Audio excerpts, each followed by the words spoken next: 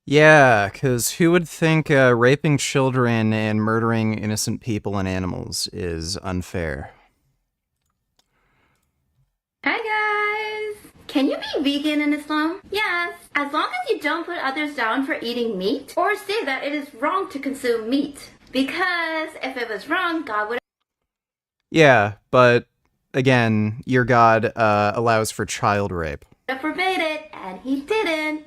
So you can be vegetarian, vegan, or a meat eater. All good. Keep up. These people are fucking trash. So, should I sacrifice this goat, or do you want to do it? Don't worry. I got this. Would you like a weapon? Nah. I'll do this the old-fashioned way, with my hands. Ah! My eye! Bruh, what in the world did you just sacrifice? That ain't no goat! Yeah, because that's a watermelon goat. I'm a vegan. I would never hurt an innocent animal. Well, you just wasted innocent watermelon! That's not how Eid al-Adha works! Oh, grow up, snowflake!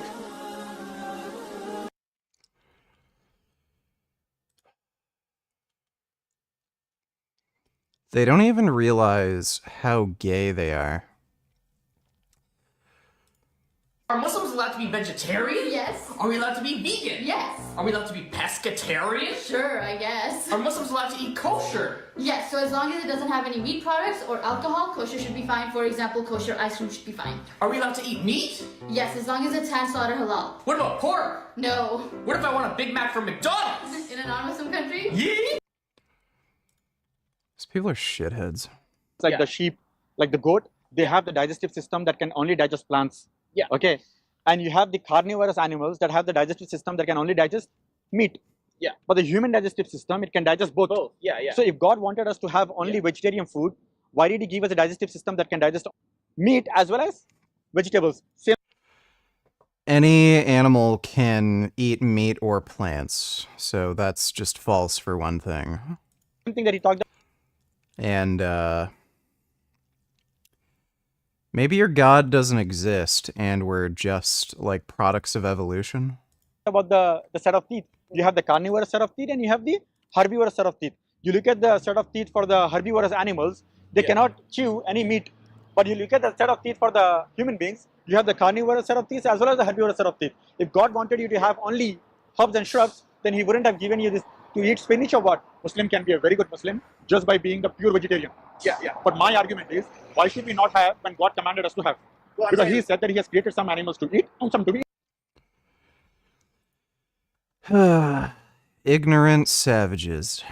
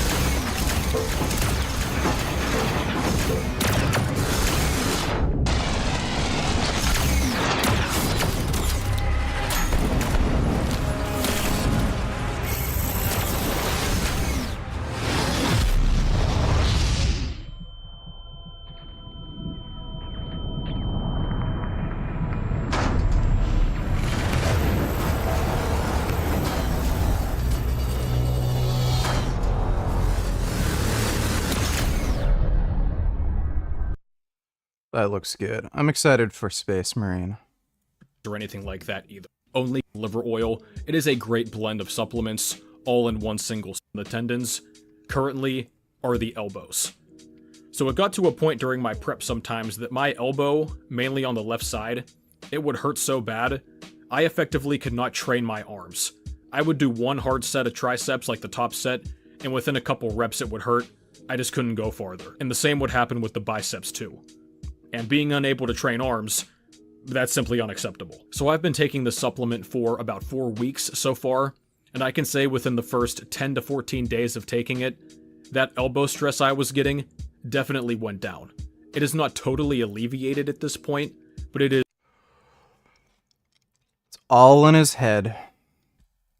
All make-believe, placebo effect bullshit.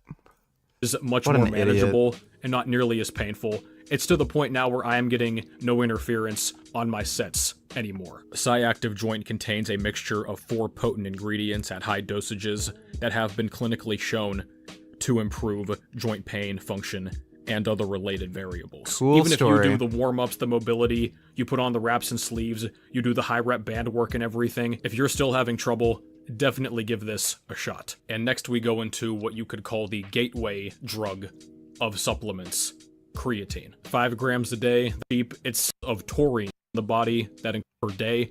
The dose, available blood sugar, but it is not easy. But nobody said this was going to be easy, nor is it supposed to be easy. But this has been it for me, guys. Thank you.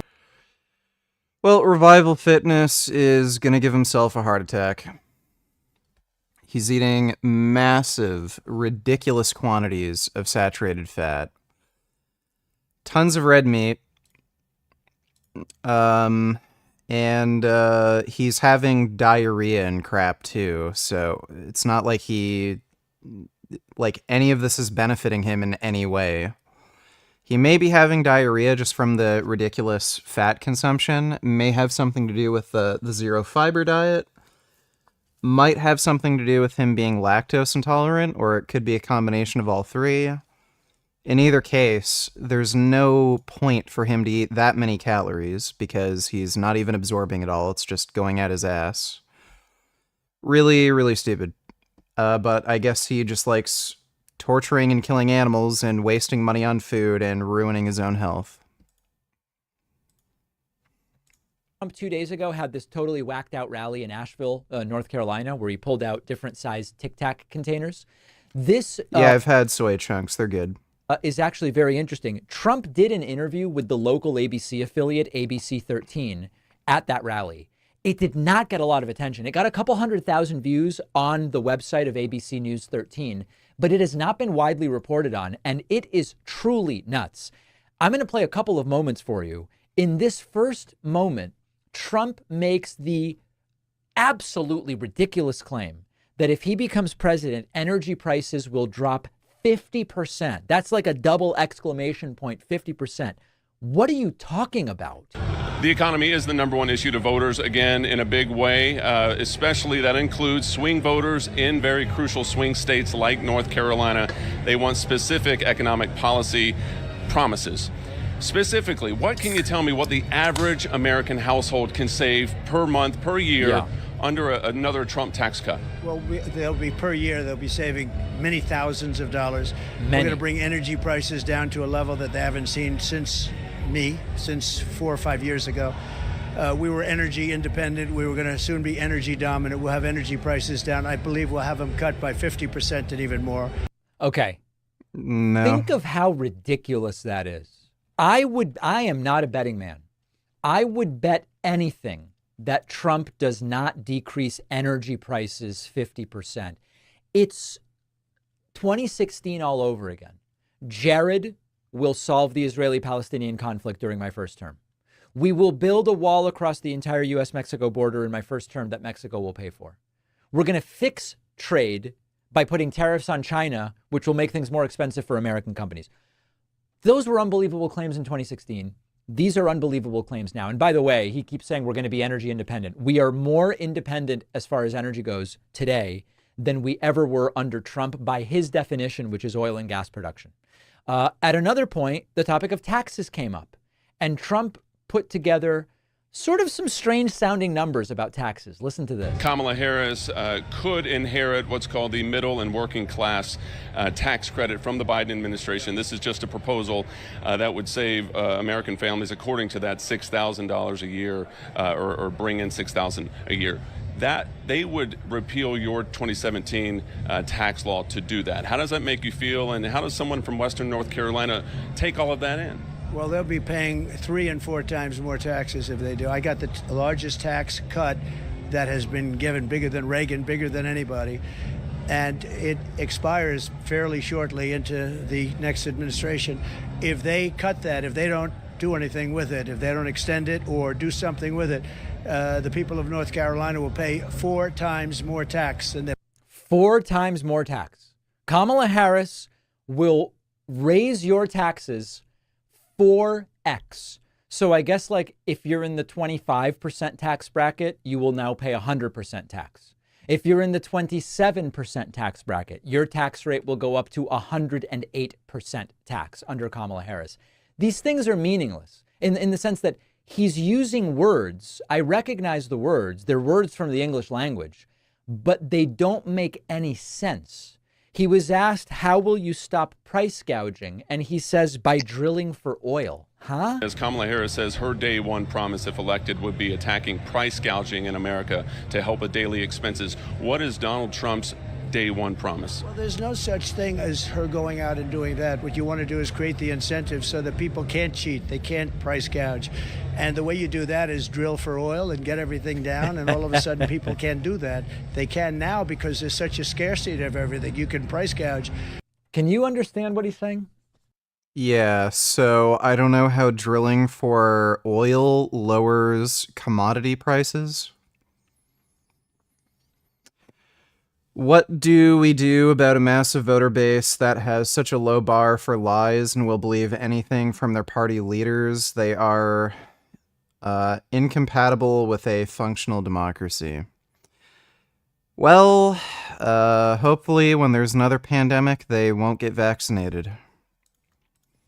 If you drill for oil, all of the prices will come down and no one will be able to price gouge. People can price gouge now because there's scarcity. What is he talking about? I mean, this is not competent speech in any way, shape, or form. And the interviewer, I can't say the interview is doing an awesome job of combating some of these claims. Trump does make it difficult to do that because he just steamrolls you and he keeps going. The new one that they're floating is the economy at the end of the day is not that important. Thanks for the gifted membership, Chris. Appreciate it.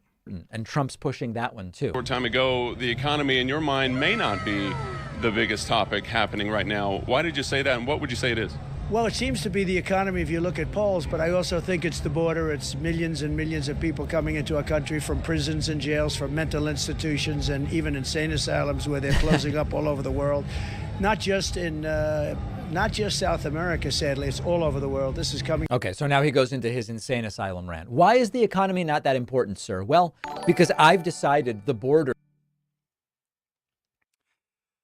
Blubber gut carnist donators, how for some carnist retardation. Yeah. Nobody would be okay with killing cats and dogs to. Normally my shit's for comedy purposes, but vegan gains, shut the actual fuck up. No one feeds cats and dogs the chickens, you moron. Yes, I realize that. The point is, they wouldn't be okay with it. To do research and then shit like this comes out of your mouth.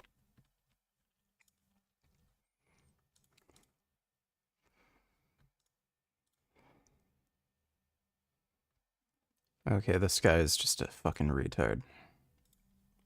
One of the dumbest takes that Vegan Gains had throughout the video was his comparison of Charlie buying KFC to the literal Holocaust. Instead of blaming his long history of sending death threats, starting fights, and sociopathic behavior. It's funny how he used that clip of Lex Fitness when he's talking about me making threats to people. Lex Fitness is the one who threatened me. He said if he ever sees me at an expo, he'd beat my ass. So I met him at the expo, and lo and behold, he did not beat my ass. He instead blamed Charlie for being the one to point it out. It's not illegal, nor is it some type of moral conundrum to like animals, but still eat meat. I like people, that's why I kill and eat them. That is not a contradiction, apparently. You can like people and kill and eat them. Really bad arguments here. First argument he made, he said that killing and eating animals isn't illegal. Well, what does that matter? The law doesn't determine morality. At one point, it was legal to keep slaves. In Nazi Germany, it was legal to kill Jews. So, is it okay to keep slaves and kill Jews as long as it's legal?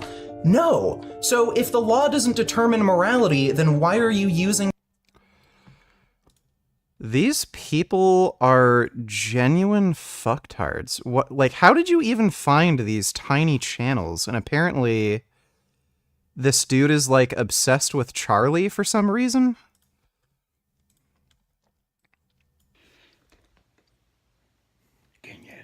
I've seen this guy before. He, like, has some speech disorder.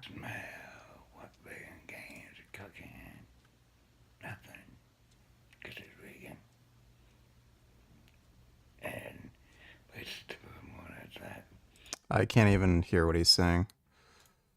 Is being vegetarian killing your gains? For muscle protein synthesis, the mechanism for that to be activated, it requires the essential amino acid that's leucine. If you have...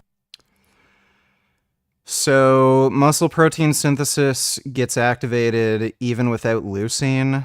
Leucine increases muscle protein synthesis, but it has to be in the presence of other amino acids. Meat or fish or eggs or something like that, if you have 20 to 40 grams of protein, that's going to be enough to get that leucine. But if it's plant-based sources, you may struggle. If you do... Nope.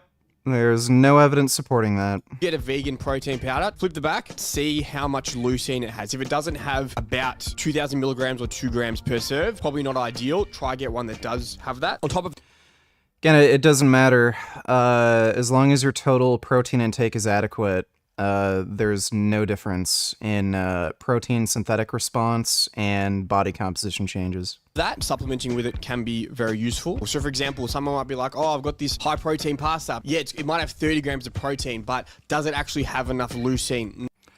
I love how this fat, out-of-shape dipshit is saying this. Like, bro, fucking come at me. Alright, you think vegans are weak? Fucking come at me. Not necessary. It doesn't mean it's bad, but it's just if you're relying on that solely and not adding something else to that meal, whether it's tofu or eggs or whatever it might be, to get that high quality source. Have the leucine on the side, and then you've covered your bases there. And then you don't have to feel like... Uh-huh. Eggs are one of the most nutritionally dense foods in the world. They are not. That's just marketing bullshit. You can look up the nutrition in eggs on something like Chronometer. They're not particularly nutrient dense. And one of nature's perfect foods. No, I don't even know what a perfect food would be. Again, that's just a bullshit made-up term you made. Chickens lay eggs, guys, period. Humans do not force this. So go out and... Humans have forced chickens to lay more eggs than they otherwise would through selective breeding, so that's not true.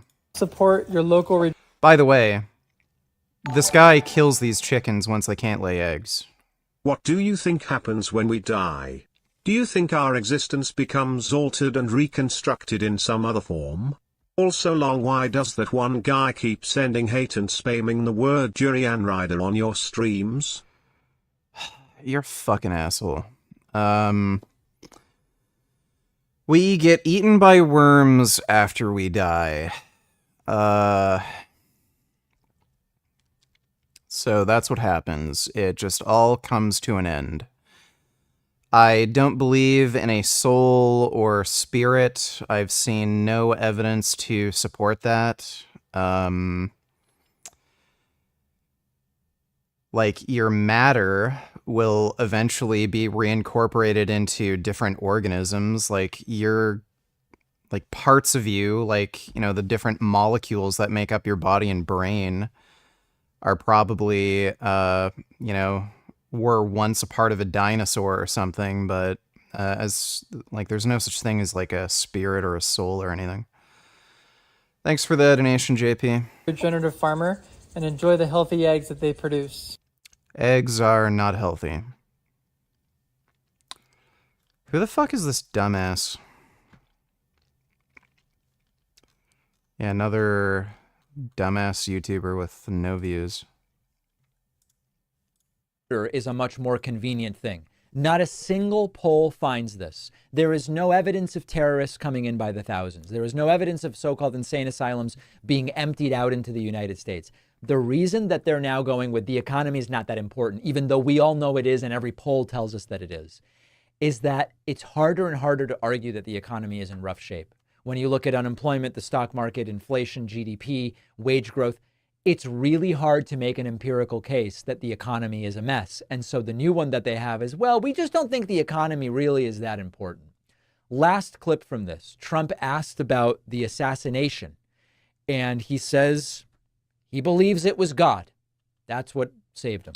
Last question, Mr. President. 1 month ago, an attempted assassin tried to take your life. How are you? Bro, I wish I could interview Trump. Oh my God, I would make him look so retarded.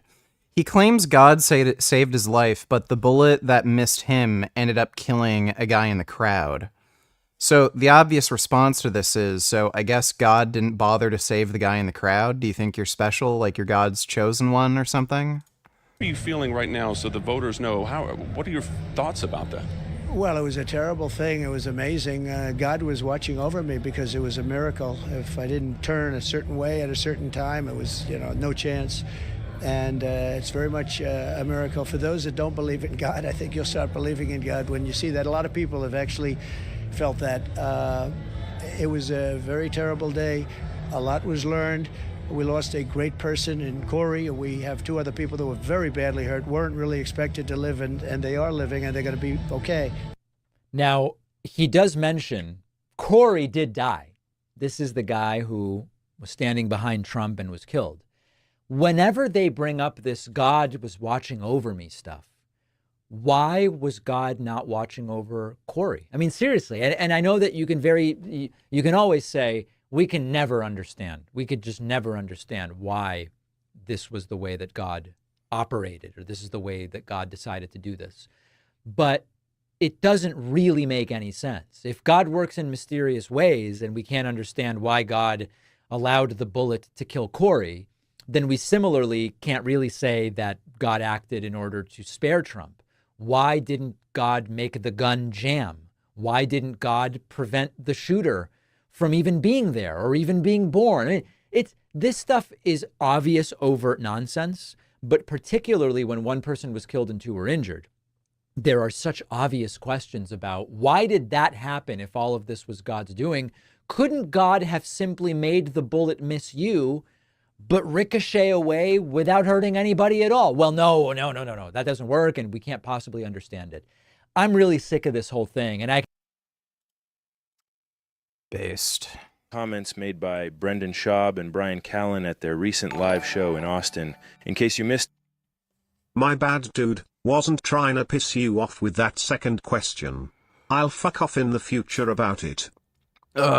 Just don't mention he who shall not be named. Thanks for the donation, JP. The Fighter and the Kid podcast did a live taping at the Vulcan Gas Company in Austin last week. And look at this guy. Props to him for realizing his mistake of showing up to this hellhole and leaving before the show even starts. So the whole show was a real flop. The Fighter and the Kid. The guys floundered on the stage for an hour to a half-empty club, and every single joke bombed. It was great. But as they were flailing around and grasping for topics, Brock Lesnar's name came up. They were talking about Brendan's son looking so much like Brendan, and they called it the Brock Lesnar phenomenon, since Brock's daughter Maya looks so much like her dad. So this is her. Maybe you saw this going viral recently. Her name's Maya Lesnar. Brock Lesnar's daughter is insanely fucking jacked. She's actually a competitive. Bet Brendan $100K grand that he couldn't do it. He was met with crickets. It was true he would make a video of it. All Brendan. What the hell happened here? Whose university. Maya looks going viral recently. Her name's Maya Lesnar. She's actually a competitive shot putter out of Colorado State University. Yeah, she fucking rules. Look at this shit. Hell yeah. Yeah. Hell yeah. So Maya's out here just smashing records in shot put, doing incredible stuff. Very inspirational. For some reason, Curl King in his last video after your debate with him still keeps slandering you and your community. Well, I'm done with him. he is just an intellectually dishonest jackass, and there's absolutely no reason to interact with that idiot anymore. In his video response, he just blatantly lied about a ton of shit. He lied about the circumstances around the debate. He said, I forced them to talk about certain topics, which I didn't. I asked if he'd be okay with talking about this first, and then this, and then having a discussion about it. And he said, sure, whatever. So he lied about that. He also claimed that everything he said in his video was true, and he has evidence for it, which he didn't provide in his initial video. He didn't provide in the debate, and he didn't provide in his response. So he lied about that. Like, the guy is just a manipulative fucking dipshit, and I just have no time for fucking losers like that. If I'm going to interact with somebody or, like, debate them and shit, they have to have some amount of intellectual honesty to, like, at least acknowledge when they didn't have an argument or admit that, you know, what I did or said was reasonable. When you start making up pure bullshit fucking lies about me, what I said, how the debate went, what arguments you had, I'm done. You're a fucking loser. Go fuck yourself. Young woman who is just excelling in her field. That's a big trigger for Brendan, whose college athletic career in football, which he still won't shut up about 30 years later, culminated in 1 carry for 4 yards and 3 receptions for 8 yards. That's it. That's the whole thing. He was gifted an athlete's body but cursed with a child's brain. It's sad, couldn't ever make use of that thing. It's like owning a 1,000 horsepower truck but not knowing how to drive it without catastrophically flipping it over. Not Maya, though. I don't know if it's because she's now a record holder at his old alma mater, but Brendan really changed his tune about Maya Lesnar after she put her name in the record books at the University of Colorado. Yeah, that's her breaking the Colorado State women's shot put record right there, 18.5 meters. Hell yeah. All Brendan can do is make up these insane stories about bench pressing 42 reps at 225 pounds. This isn't even a brag, it's just this is where I come from. Yeah. But 2 summers ago, I did 225 42 times. So 42 reps would literally put him in the top 10 all-time at the NFL Combine. And guaranteed, if this was true, he would make a video of it and turn it into content. Shawn McCorkle even bet Brendan $100K grand that he couldn't do it. He was met with crickets. Oh, this is his second attempt, by the way. He did 9 before this. Couldn't get it. He got wrist straps on. So doesn't count. Doesn't count. Doesn't count. He did this 9 times. Dude, what a fucking loser. Look, I don't know if he's brain damaged or depressed or has low self... Yeah. Yeah, DJ Metcalf could do 25 reps on the bench. DJ Metcalf, by the way, was caught using steroids and shit, and he's like one of the most massive fucking dudes on the planet. Aaron Donald, again, just fucking titanic, gigantic fucking juggernaut, can do 35. And then here's Brandon Schwab saying he can do 40. Like, it's... He's literally like the fucking Curl King and that other fucking jackass I debated. They're like, I could bench more than you at a lower body weight. They just fucking lie.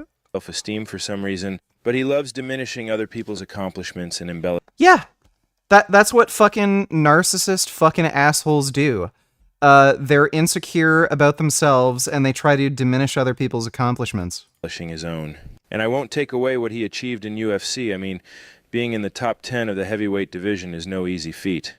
But it's sad because it's like now that that's all over, he probably feels that part of his identity slipping away or something, and instead of just aging gracefully, he decides to act like he is still in peak physical shape. Brendan, you are 40 and live a sedentary life just rotting away in that podcasting chair for years. You're not fooling anybody except maybe yourself. Though I doubt he even believes this crap either. But he can't stop, because there is no free will, guys. So yeah, shout out to Maya Lesnar, who actually rules. So let's cut back to the stepmother ship and see what Brendan and Brian had to say about her. I feel like your genes washed... Like, your son is beautiful, but he looks like you had sex with you. Okay. Oh, you mean like Brock Lesnar's daughter? Yes, it's the Brock Lesnar. It's the Brock Lesnar phenomenon. You know when she came out, Brock's like, okay, fuck yeah, dude. I see shot put in her future. Fuck yeah. That poor girl, heavy lies the crown. Yeah. Yeah, I mean, there's a guy out there. Son Goku, donate tellers. Could he be natty? Let me see. Motherfucker.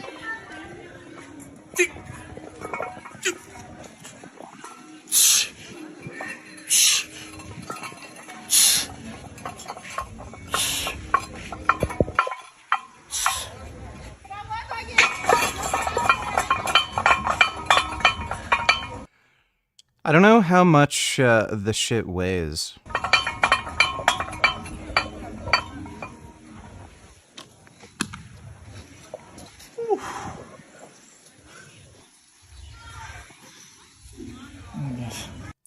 Yeah, it was a pretty crazy chest.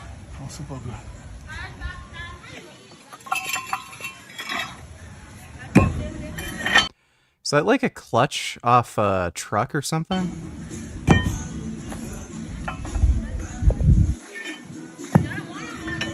Yeah, it looks like a clutch.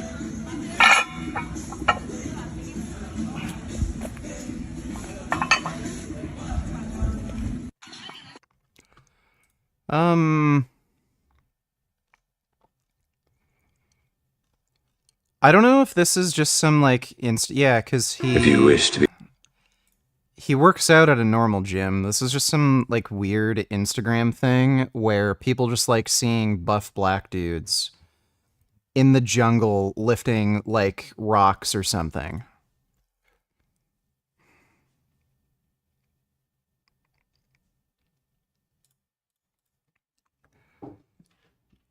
$25 kilos, that would be like what, 55, somewhere between 55, 60 pounds. Hey, play nice with your kitty. Don't go too rough. Play nice with your kitty. That's a lot of weight to lateral raise sitting down. I can do 60 pounds standing up. I don't know if I could do it sitting down like this.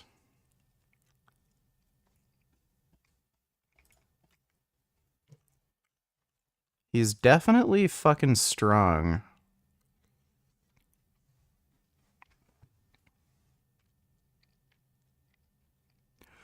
Just trying to see some, like, if he has any conventional lifts.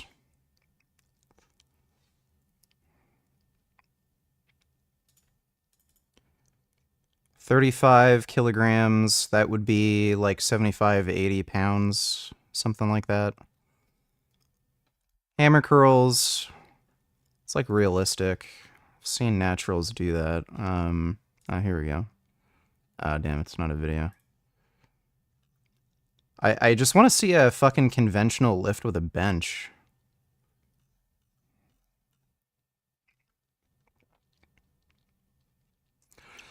Like, there are just some dudes who are very jacked. Black dudes especially, just like, black dudes have bigger muscle bellies. Like, their muscles are just rounder. So,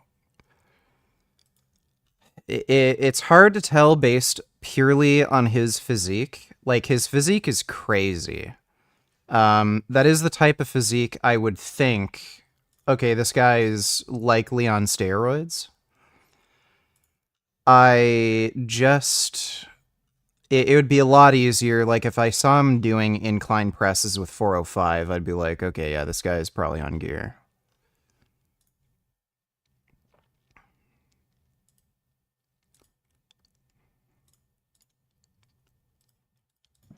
Can't tell how much weight that is.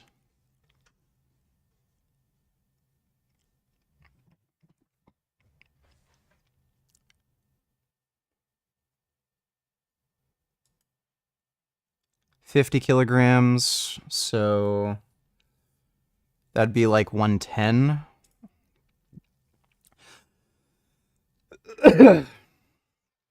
It's not crazy ridiculous weight.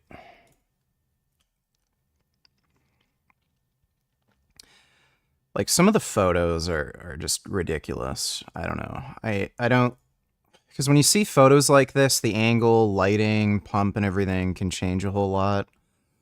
Like, if I was judging just based on the photo, I'd be like, yeah, steroids.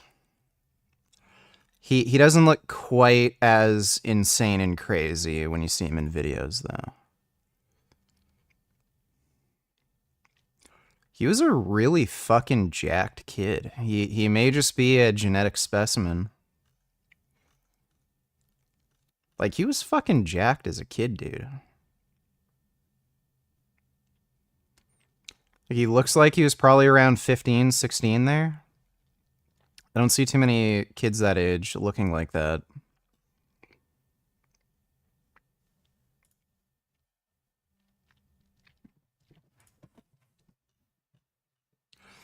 He may be natty. Thing is, though, I'm sure it's easy to get steroids where he's at. They're probably, like... They're probably either legal or there's no regulation, so pharmacies can just sell whatever the fuck they want.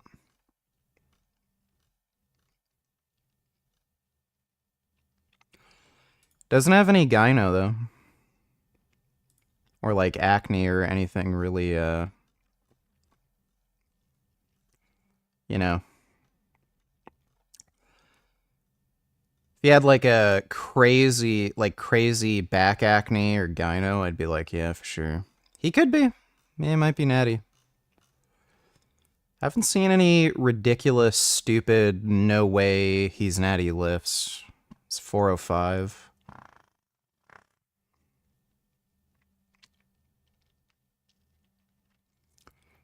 So this is with knee wraps as well.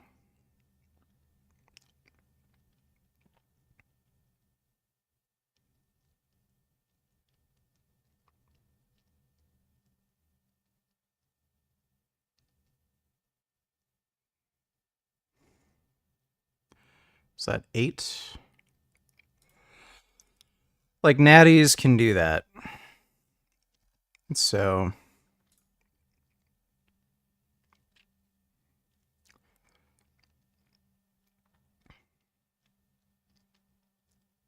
I can't see the fucking weight. Oh, maybe he's just warming up with a bar. I don't see any weights.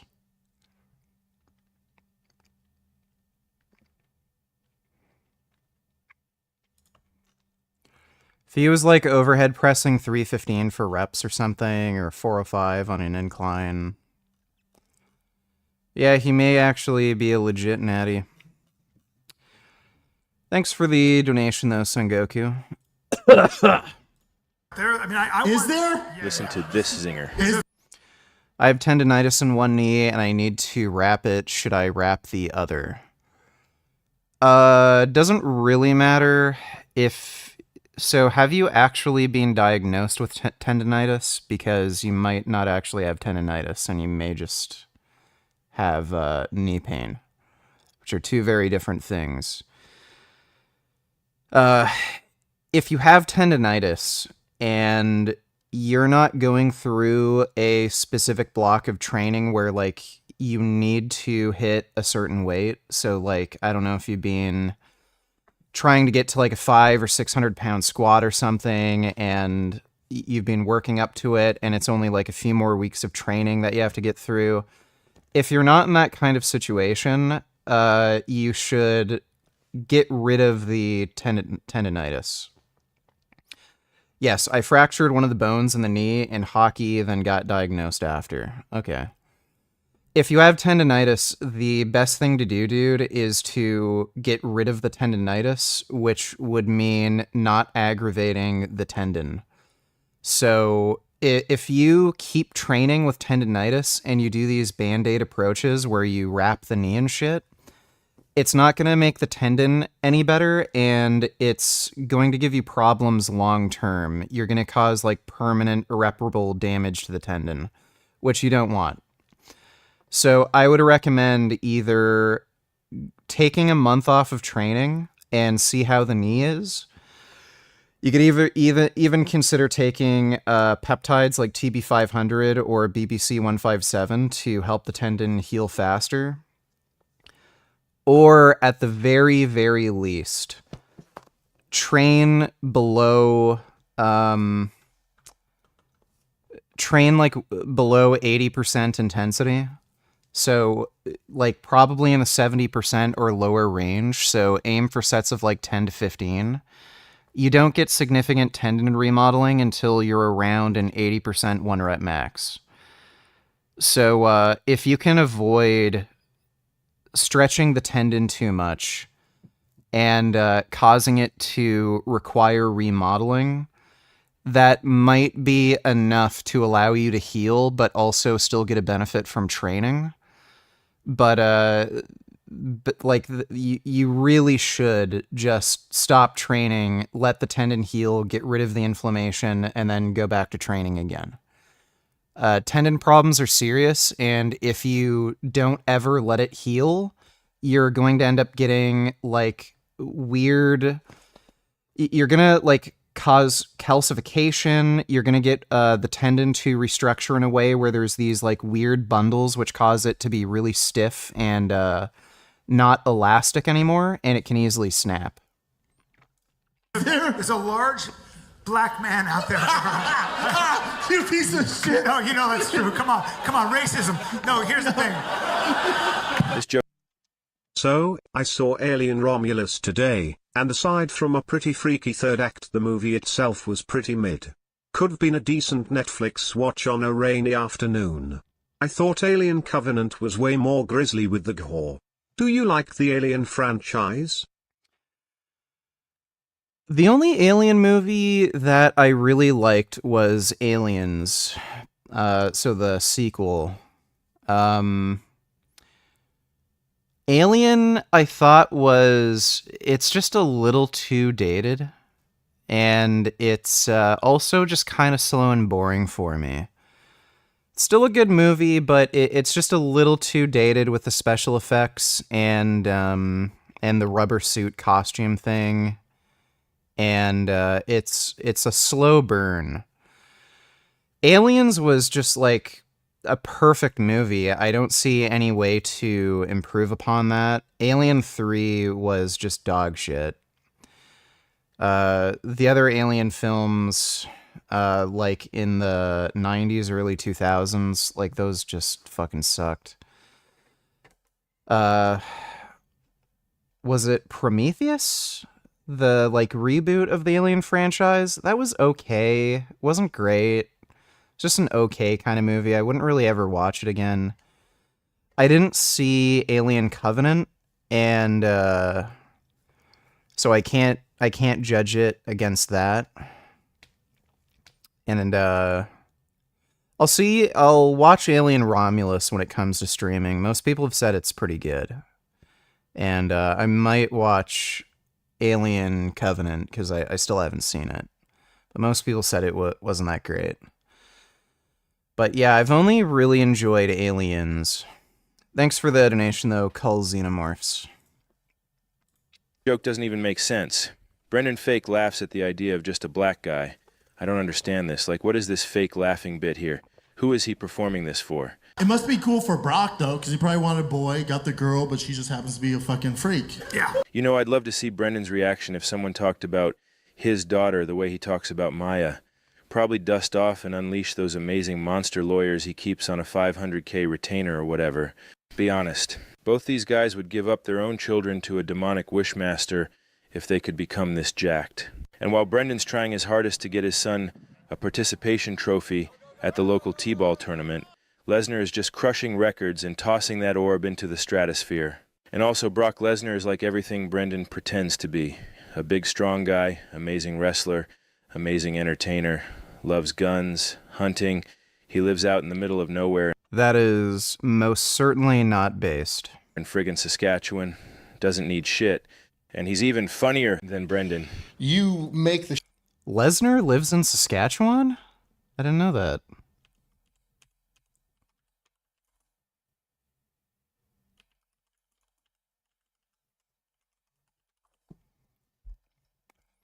Born in South Dakota, briefly resided in Minnesota, now settled in Saskatchewan. Huh. Lives in Canada. Didn't know that. Show Friday nights, like your color commentary is Bar none. Yeah, he loves Canada. I don't know if I'd say I love Canada, but it's the best mix of things. So you can still get guns here, but there's like annoying lame-ass restrictions. Housing is expensive as shit, but for him, it doesn't matter. Like, rent hasn't gotten ridiculous yet, but it's not great.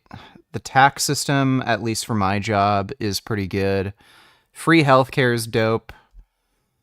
The culture is pretty alright. Like, most people you come across are chill. You don't have to deal with, like, crazy fucking gangsters like Crips or Bloods or Wise Guys or anything. It's, like, fair. It's pretty safe here. So, like, there's a good mix of things, but I don't know if I'd say I'd love Canada. Like the best. Hey, don't break the table, obviously. Canada does have fucking beautiful women, though, especially if you go to areas like Toronto. I'd say Toronto is probably the most good-looking city when it comes to girls. And at the end of the day, Shab is just a pathetic, needy, pampered LA puss who is so sensitive that he sues YouTubers who hurt his feelings. That's a big difference between a guy like Brock and a guy like Brendan. Brock wants to be great at what he does. Fame is something he has to put up with amid that pursuit. But Shab just wants to be famous. He never actually gets good at anything. All he wants is the fame. And the ironic thing is that he has a bit of the fame now, but it's all just hate and ridicule. All right, back to the electrifying live show. I know, at least we're here at the, what do they call it, the Vulcan Gas Company? Does anybody know? Good. Me neither. Nothing? Incredible stuff. All right, let's see what else they had to say about Maya Lesnar.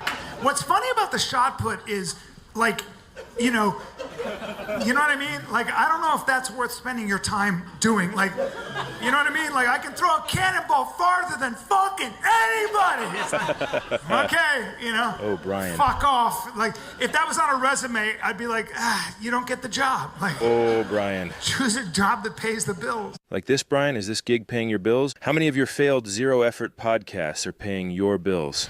What's the alimony at now? Is this show covering that, or is this a waste of time, too? Yeah, it's a weird sport to. Strawberry and yogurt would have to be the worst combination of things. Specialized in. Yeah. As he stands up there with his cauliflower ears that he gave to himself, by the way, with a pair of pliers. Yeah, it's definitely Yeah, I've got a Steam Deck. not a sport you could make a movie about.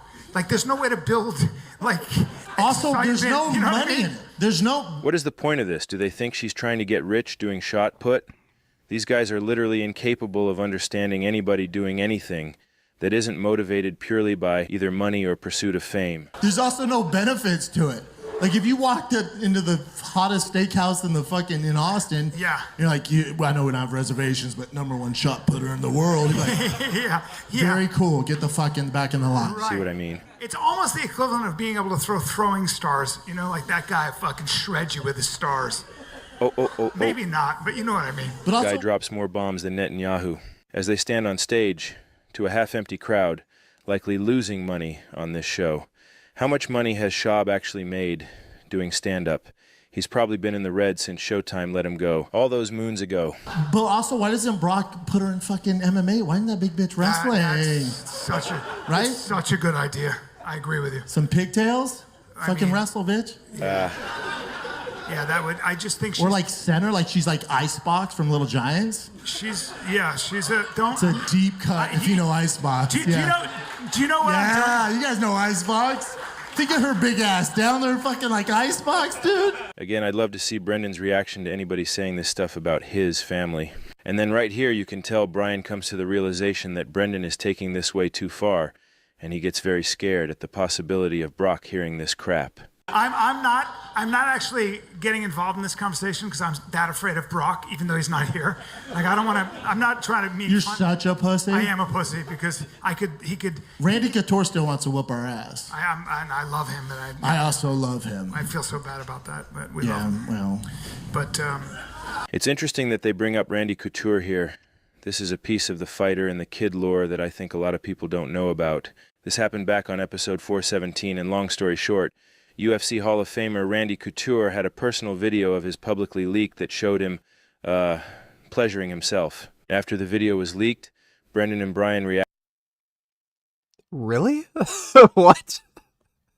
How the fuck did that get leaked? I gotta see this.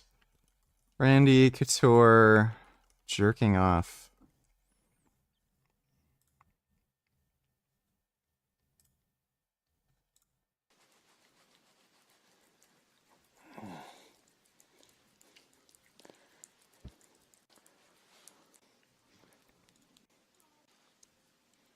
I don't know if that's Randy Couture.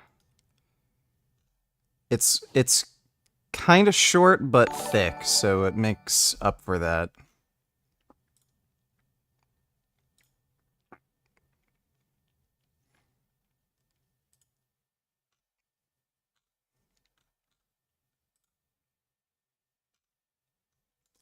I can't see his face in the video. It's just his dick. I don't even know if that's actually Randy Couture.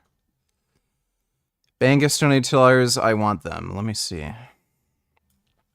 Oh my god. What is this? Oh. Oh. He wants grapes too. Oh my god. Those are some nice monkeys. They're really cute. I like the way they run.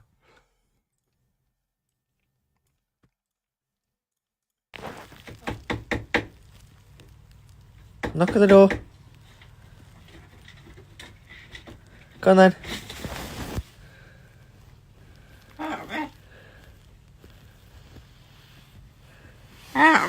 Hello. What do you want? What do you want?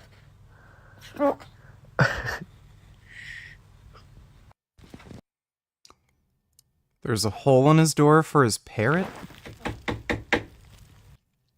That's a cute parrot. Oh, an aardvark. Oh my god, look at his nose. That's a really good nose.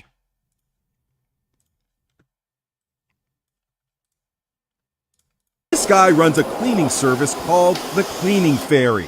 He'll have your home spotless. The other day, 27-year-old Louis Angelino was hired to clean a friend's apartment in South Jersey. He was told he'd find the key under the mat.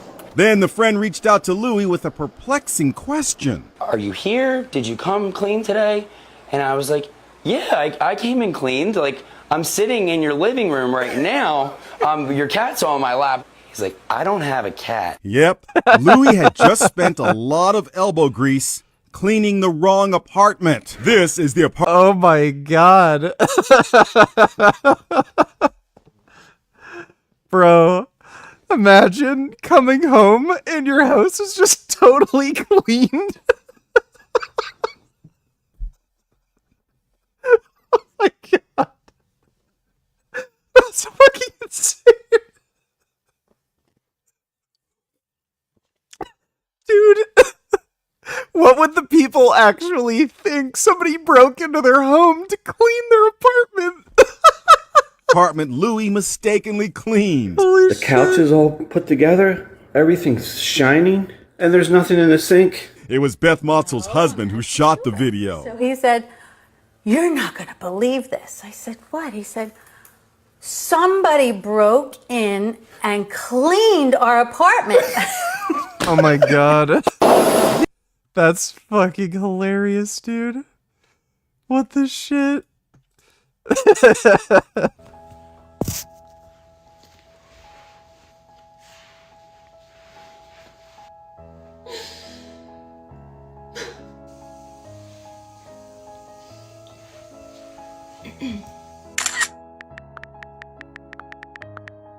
I practically just rolled up out of bed this morning. I'm going all natural, no makeup, no filters, no nothing today.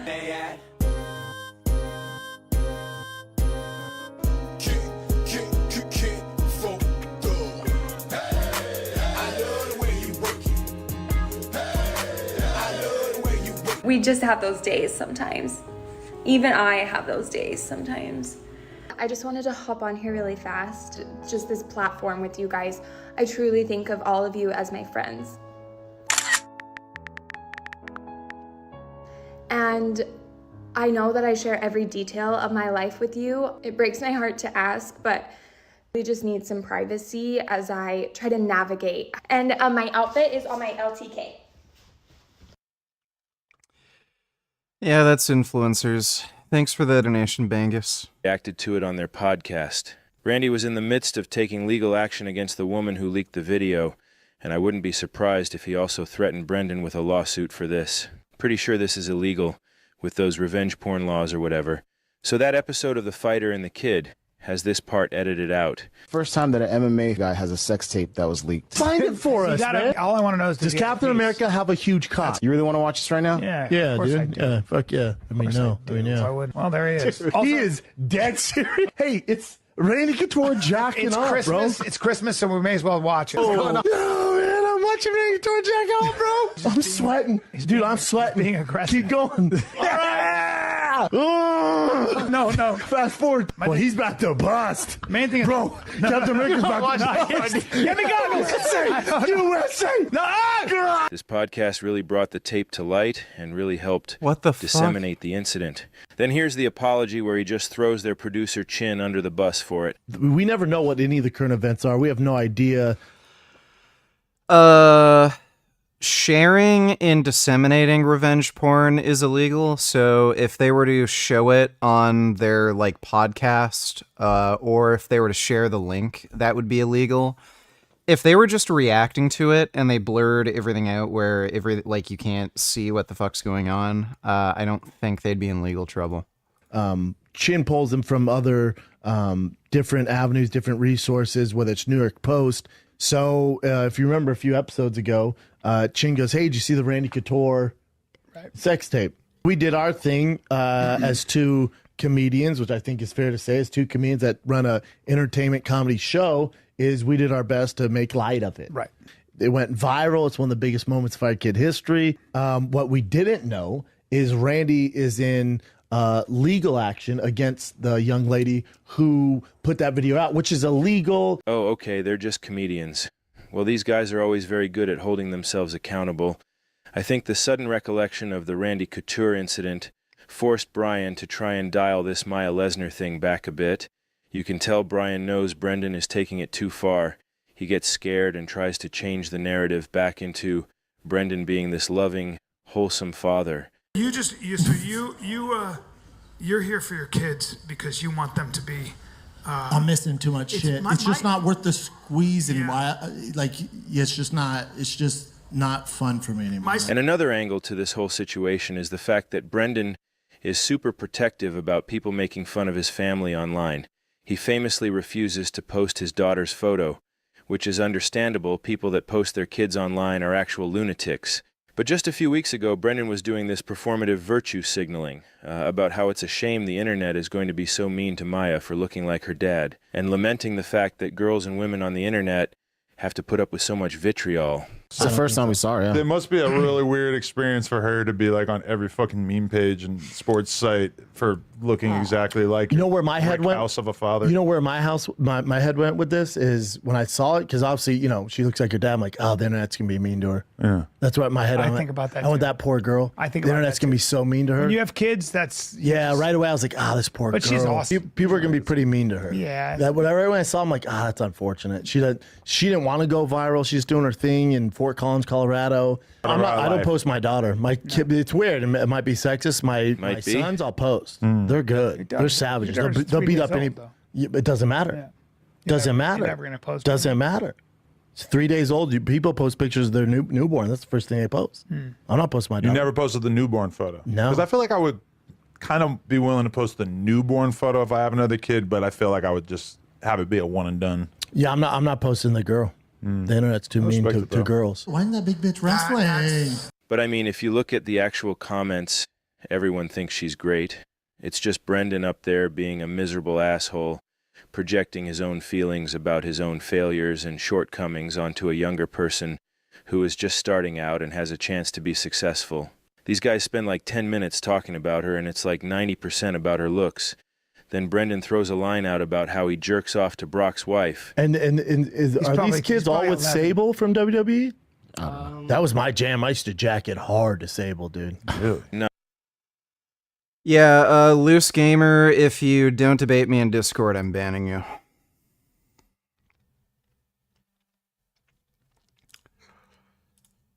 So...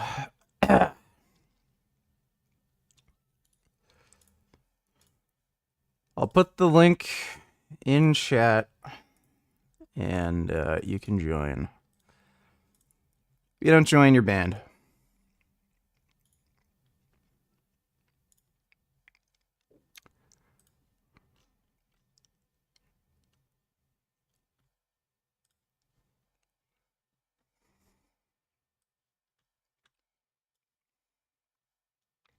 I'll give you a minute. That's Roseanne Barr's fucking ugly stepsister. It's a crazy pace. She looks like the female from... I just put the link in chat. If you don't join the Discord in a couple minutes, you're banned. Gremlins 2. You know, it looks identical. It's a very good. Come on. The female gremlin. That's a person, dog. No, I know, but so is a gremlin. All right. First of all, Eddie Bravo fucking rules. And, you know, nothing wrong with joking about people's appearances and stuff, but come on, at least make sure it's actually funny. He truly never grew out of that high school bully brain. Just a dumb idiot. Nobody in that accursed studio is laughing, Brendan. You just sound and look like an asshole again. And Brendan just has a long history of putting his foot in his mouth and starting shit about people for no reason and then quickly retreating when there's even the slightest pushback. By all accounts, Brock is a very private person. It would be easy for a guy like him to go around starting shit, but he doesn't. He crushes at whatever he does, then chills at his secluded house with his family. This is how he described his life in an interview in 2016. Quote, Somebody joined and then they left. It's very basic for me. When I go home, Who the fuck are you?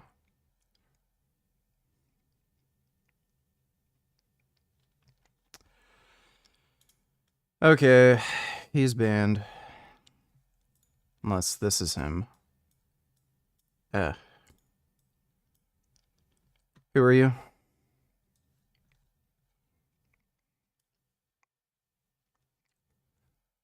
Your microphone is muted.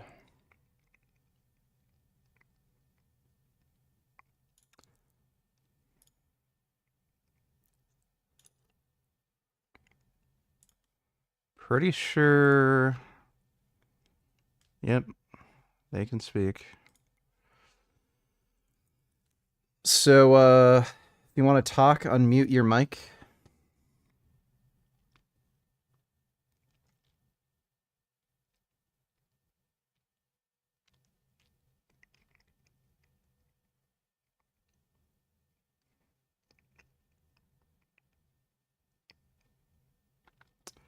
I'll give this guy like 30 seconds.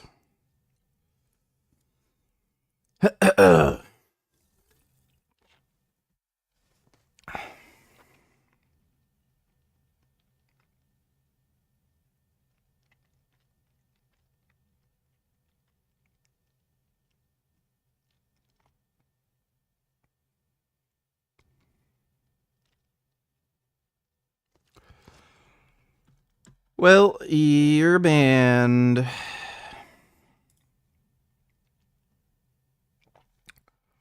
All right.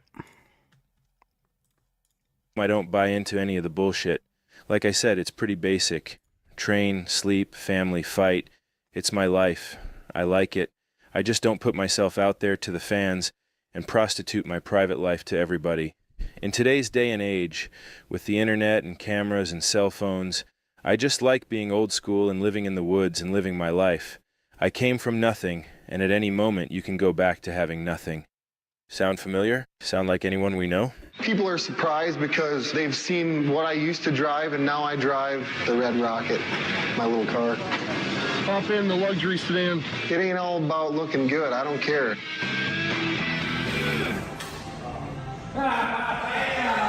So then they start doing this ridiculous mime routine. Really sad stuff, guys. Brian even makes eye contact with the camera here, which is automatically going to force him to reflect on the pathetic nature of what he's currently doing inside his own mind. And you know, the inside of his mind right here is just pure hell and misery, so that's fun. But kudos to Brian for at least trying to make something out of this live show. He's trying. He's terrible, but he's trying. Meanwhile, look at Brendan just sitting on the stool like a mushroom. Just zero energy, no enthusiasm. Quite a drag to look at, really. People not only paid money, they took time out of their fleeting lives to watch these guys, and Brendan can't even be bothered to give them anything in return. The laziest con man I've ever seen, honestly. It's hard to believe 20 people actually left their house and paid money to watch this. It's almost the equivalent of being able to throw throwing stars. Like that guy fucking shreds you with his stars. Maybe not. Hear those couple people laughing back there? This reminded me of something Eddie Bravo once brought up. That was actually a great observation that I think explains some of this. You just get that core. Curious George, Donatellers, these are our beloved ancestors, VG. Me, you, everyone in chat. We came from these beautiful forefathers.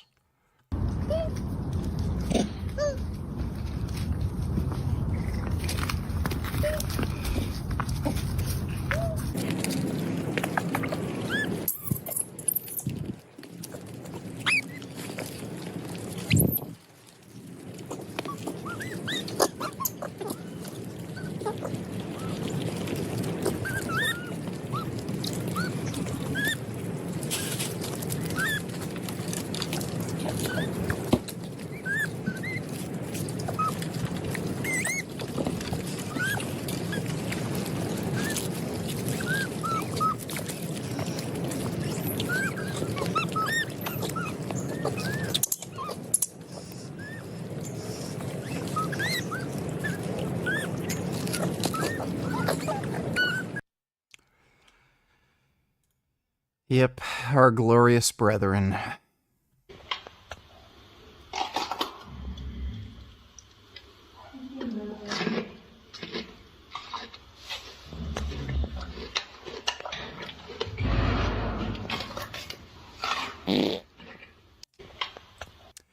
He is enjoying that bell pepper.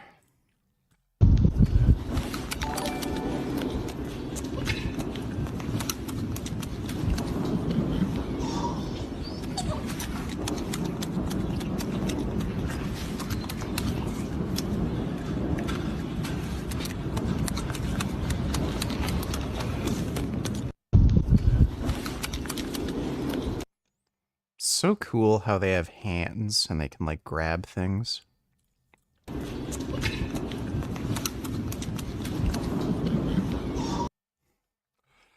That's a nice monkey. Thanks for the donation, Curious George. Dodo donated $2. Time for Dark Pictures. Play now. If you create a set of dominoes where each I'll play soonish. Do I still have it installed?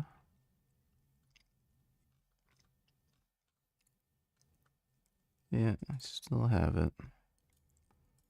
piece is 1.5 times larger than the previous one. A simple push on the first tiny piece can trigger a chain reaction toppling increasingly larger dominoes. This happens because when each domino falls, it transfers its energy to the next one, and as the dominoes get bigger, the force grows just enough to knock over the next larger piece. But if you somehow manage to continue scaling up each domino by 1.5 times, eventually you would have a domino as tall as a skyscraper. In theory, your small push on the first tiny domino could deliver enough force to bring down the building. If you create a set of dominoes, that's pretty cool. Of women that had to drag their husbands out and had to beg them, you never take me out, we never go anywhere. And he's like, all right, fucking let's go to the comedy club. She finally drags him out. And this guy is just like, Dodo Donatellers, our play still wakes the deep. Did you play that? Did you buy that game? No, haven't bought it yet. Thanks for the donation, Dodo. fuck, how much are these drinks? And she wants him to have such a good time that she's laughing at shit that's not even the punchline. You know those? There's a core. Sure. There's always just a core. And they're just ready to laugh, and they just laugh at the way you say something, even if it's not funny. They just want to laugh because they want their husband to have a good time, and they don't want their husband to think it was a waste of time and a waste of money, and now he's never going to take me out if we're not laughing. If they're just both sitting there like this. So there's always these ladies like, I've never thought laugh. of the psychology behind that, well, about the date night, you know what I mean? Well, you know how I got that? What? I used to hang with Joe Rogan every goddamn weekend. Come on, Brock, let's do this. I want Brock Lesnar to find out about all this and get really upset and enter into a... Curious donated $2. How does Canada let in people who are in ISIS execution videos? Well, that's a good fucking question. One of the immigration ministers actually talked about this, and they said they're not adequately vetting some of these immigrants.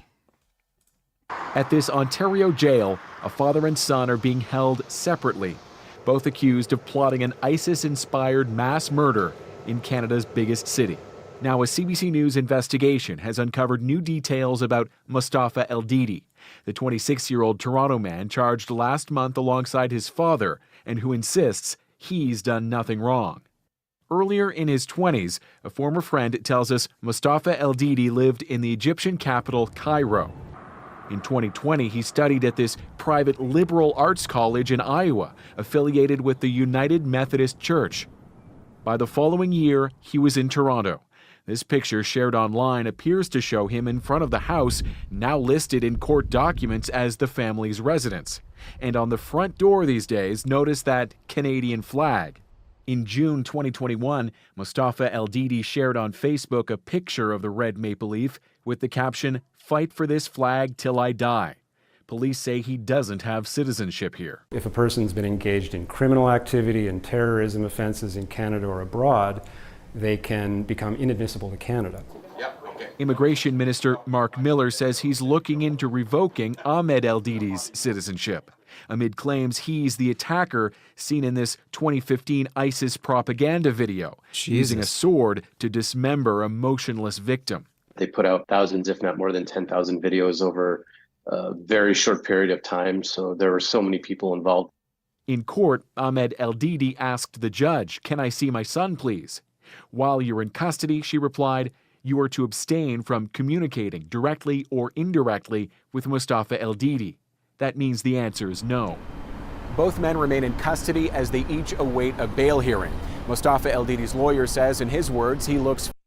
You're gonna put a guy who was an ISIS member who probably killed and beheaded people, and you're gonna give him bail. What do you mean bail hearing? Like, that should be ineligible for bail, no matter what he fucking does. Forward to defending his client's innocence. Thomas Dagg. Jesus Christ, that's insane. By all accounts, a major feud with Brendan. Come on, Brendan. Brock only did 30 reps on the NFL Combine bench press. You can do 42. So this should be easy for you since you're much stronger than this man. Now let me ask you this, and I'm being serious. Brendan gets a call. You want to fight Brock? Would you do it? I would. Think about it. I'm a bad matchup for Brock. Don't get twisted. I can box and I have jiu-jitsu. It's a nightmare for me. Are you a bad matchup for Brock? For sure. Okay, but you're not doing a thing against him as a wrestler. You're not taking him down. Take him down? Come on, let's go to the ground. See how that goes for you, huh? What? Brian, you know you want this. That is the stupidest thing to say. Strikers are actually a bad matchup for Brock. Brendan isn't good at MMA, though. Brock actually avoided doing any kind of sparring in his fight camps. He would clam up immediately if he got punched in the face. To happen too. You were just on Rogan saying you want Brendan to fight Derek Lewis, but Brock is even more fun. Come on, Brian, stand up for yourself for once in your goddamn life and tell Brendan to stop being a puss and fight Brock. Don't you want to save your podcast? Do something that makes money, right? That's what you said? Well, this is that. You don't get many opportunities in life, and when you do get them, you know, you should grab onto them. What do you think, guys? I think a fight like this could really be the push Brock and Brendan need to turn their ships around. I really would like this rivalry to escalate. Brock easily broke Kurt Angle's neck, and he's an actual thickie. So imagine what he could do to a guy with brittle little Ozempic withered bird bones like Brendan, even if Brendan gets put into a coma permanently by Brock. Honestly, guys, I think the whole fighter and the kid phenomenon probably needs to be put to bed soon. It's exhausting. They just keep going. It just never ends. I don't know. I don't think I would jerk off to this, but... Meanwhile, here I am eating sardines on saltines for lunch again. Not that I'm complaining. Tinned fish rules. Oh, and before I go, I wanted to give a quick shout out to Brendan Cooney and Gerardo from 10. Forgot my namification. Donated $2. You know, besides Russia or China, Canada has produced some of the worst people who influenced American culture. The Petersons, Trudeau, Dave Rubins, say sorry. You forgot Stefan Molyneux. But yeah. I don't know what it is with Canada, but there's so many fucking weird-ass, retarded conservatives that come out of Canada. It's really friggin' weird. Thanks for the donation. Forgot my namification. And yeah, sorry. I'm sorry for Jordan Peterson. 10 minutes of Shab for reacting to my last video, The Last Gasps of the Redacted. Flappers, dude. That's awesome. Is TEG reaching out? Yeah. It was great to see a couple guys who just get it. Yeah. When I first saw this, I was like, Flapper. We have to watch this. I love this guy, man. Yeah. Elephant Graveyard, one of our best, dude. Yeah. Yep. A comedian. A result presumably of... Also, shout out to Agostinho Zinga for reacting to it as well. That was hilarious. Elephant Graveyard, you're too much, man. I'm not a big fan of our monarchy, so as far as I'm concerned, Zinga is the King of England and my head of state. Cheers. But yeah, big up Elephant Graveyard. So go over and check out those guys' channels. They are doing important work out here. Genghis Khan got around. Not just around Eurasia, which he conquered and ruled for decades, but, you know, like around. We don't know for sure how many children he had, but historians suggest it was a lot. So many, in fact, that some studies and pretty much all of the internet have claimed that a huge number of people in Central and East Asia today are his direct descendants. But before you go around telling everybody you know who your great, add like 25 more great-grandfather was, let's do a deeper dive into how this idea came about and how likely it really is. Genetic change within a population typically happens a few ways. Natural selection and random chance both juggle the frequency of gene variants and how likely they are to show up in a given individual. Certain genes could also turn up more frequently thanks to a prolific breeder passing on their DNA at a high rate, much like Genghis Khan was suspected to be doing. So if we want to know how many of his descendants are running around today, we have to trace the source of genetic changes in human populations. The Y chromosome would be a great place to start with this because it's passed on by a single parent and does not swap its DNA with its paired X chromosome. That makes it an exception compared to autosomes, or non-sex chromosomes, which like to trade bits of genetic material with their matching. Callian Donatillers, is there any limit to how many diet sodas you can drink? I mean, I'm sure at some point you'd have problems, but you know, normal people don't eat like 10 cases of diet soda a day. Fresh and Fit having another call-in show right now, lol. Shit. At normal levels of consumption, there wouldn't be any, This is why I say masculinity is dead, bro. Yeah, no, there wouldn't be any issue. Like if it's your boy, like they do some shit like it's looking like I'm here. I don't think I'm gonna be able to get into this call. You know what I realized though, bro? About this open world that we live in nowadays? Weird. Most guys want you to follow the woke agenda, and it is basically saying, which means sell out your friends. Yeah. You know what's crazy? One of the criticisms that people come at me for is, Myron, you're too loyal. Yeah. That's a criticism in 2024? There's a movie, The Town. One of my favorite fucking scenes.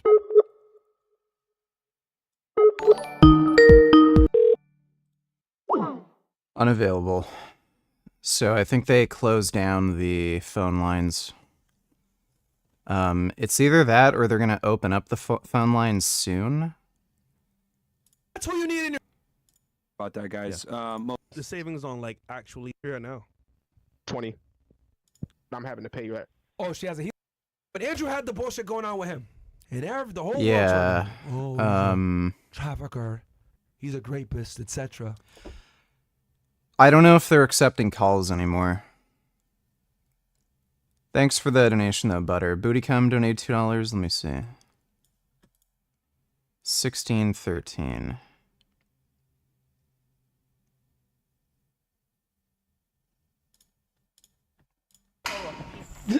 Do it up. Do it for your country, Jason. He has to lay down, right? No, it's fine. Good. Tighten your ass. Tighten your ass. Phil. It's not gonna stay. Clench your ass cheeks together, dude. Hold on. Do it on the ground. Oh my God. There we go. Jesus Christ. How do you like this thing? You've never used one of those? Don't be a pussy brag. Face down, ass up. What the fuck? Did they put a firework in his ass? Here we go.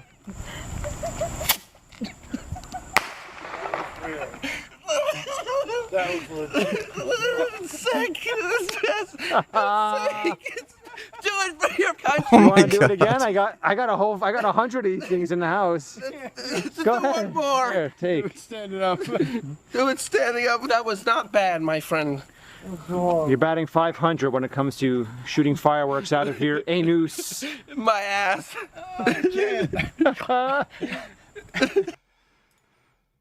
How the fuck did they never get banned from YouTube? That's fucking weird. Yeah, no, they're not accepting calls. Yo, donate $2, say hello. I mean, he literally looks the same 6 months later. Now, I want you to think about this, folks. You remember what I looked like a month ago, right? I was a lot more fatter and everything like that. If your diet is actually working, it's going to be quite noticeable within the first couple of weeks, period. You know what I mean? It's going to be noticeable in a couple of weeks. Obviously, Wes Watson's diet doesn't work. And yes, you can get a lot of training knowledge for free.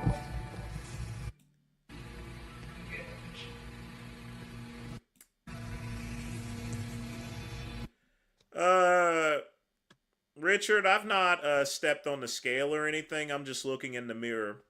I would estimate I've probably lost close to 20 pounds here. At least. All right. Wes Watson is an asshole. Hey, bitch, what up? What up? They say they on they block, it's time to slide. Fuck them up. Hey. Okay, well, he's doing that again. Richard, this is my farewell. You know I'll always be there for you. Thanks for the membership, or the gifted membership, Chris. But I've got to live and let live. I've got to get a job. I'm doing stuff I don't like, but... Will you and Vince ever have a rematch debate? Maybe.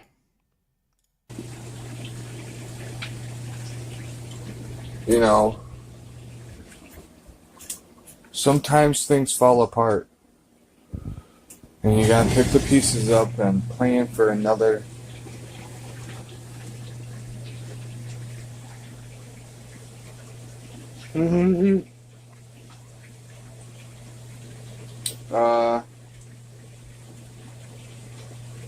I'll just think of you twerking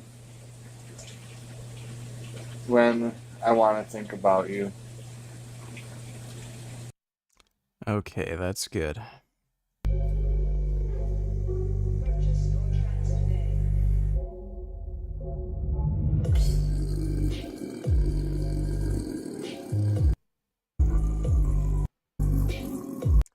Alright, thank you for that. Appreciate the donation, yo.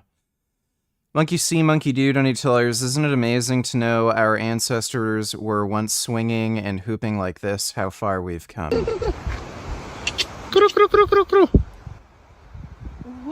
Wow. Вот это кадр нахрен. Oh my god. Those are nice lemurs. I love lemurs. Look at them bouncing. Oh my god, they bounce. Вот это кадр. Maybe we should have stayed lemurs.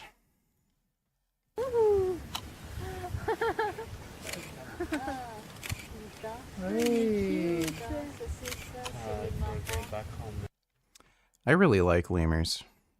Evolution is amazing. It is.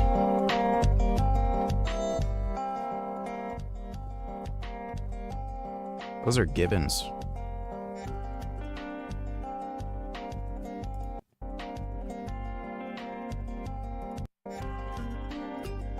Wow.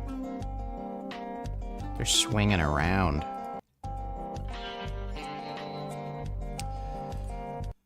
Well, thanks for the donation, Monkey See, Monkey Do.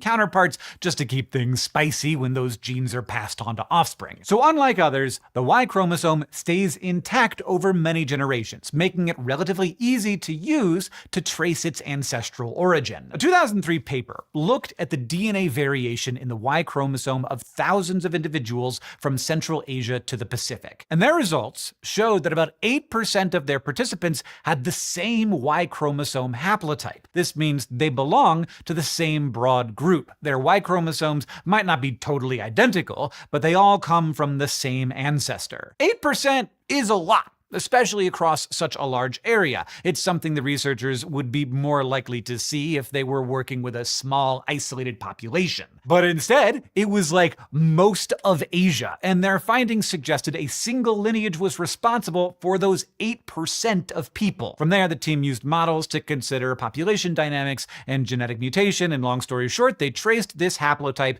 to a probable common ancestor about 1,000 years ago, likely in Mongolia. And then they asked themselves, who's a person who lived around then who was incredibly reproductively successful? And they came up with Genghis Khan. After all, reigning from Eastern Europe to the Sea of Japan is bound to have some lasting influence on civilization, not just culturally, but also genetically. He is known to have had many wives and many concubines over the years, which some scholars say may have numbered in the hundreds. That said, we don't know how many children he actually had, as only 4 of his sons with his first wife were designated as his heirs. And the thing is, we don't have any way of knowing if this Y chromosome haplogroup is actually connected to Genghis Khan because we don't have access to his DNA, since his remains were buried in secret and have never been found. Basically, the researchers were guessing. It was a decent guess, and credit where it's due, it got their work plenty of attention, but still a guess. Still, their research has been continually referenced over the years as proof of the great Khan's genetic legacy and the likelihood that you may be related to him. But a 2018 study challenged this link to Genghis Khan. They set out to take a closer look at the Y chromosome group described in the earlier study and compare it to closely related Y group lineages. They also ramped up the sample size to over 18,000 from 292 populations, collecting new samples from thousands of individuals on top of using previously published Y chromosome sequences. Their results told a different story. They determined this haplotype was older than previously thought, originating nearly 2,600 years ago, long before Genghis Khan was around. They also showed that people most likely to be the true descendants of Genghis Khan belong to a different haplotype. They did this not just using DNA evidence, but historical records that describe where Genghis Khan sent his troops, including his kids, but also people he was not related to. And the 8% haplogroup corresponded with the not related folks. They concluded that the big Y haplogroup instead represents the ancestral expansion of the Mongolic-speaking peoples. So as one of the founder Y chromosome lineages in Mongol peoples, its success is due more to overall expansion of Mongol populations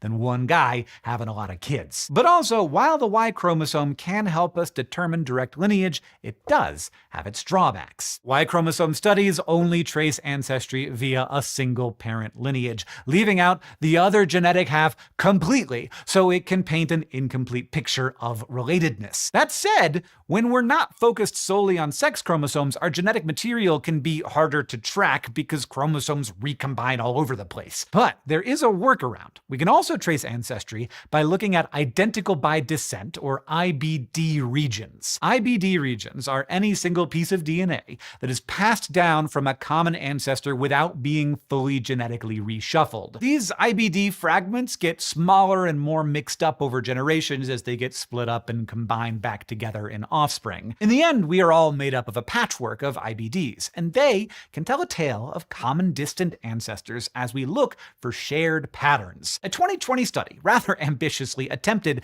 to trace the interrelatedness of all humankind using this technique. Good on ya. Take on the big tasks. They compared about 17 million IBD fragments, tracing common ancestors across 200 100,000 years. And what they found were 9 distinct human genetics regions: East and West Africa, Northern Europe, the Arctic, East Asia, Oceania, South Asia, the Middle East, and South America. And these populations shared way more IBD bits with each other than with neighbors from other regions. They also found that the center of Eurasia is the most genetically mixed geographic region in the world.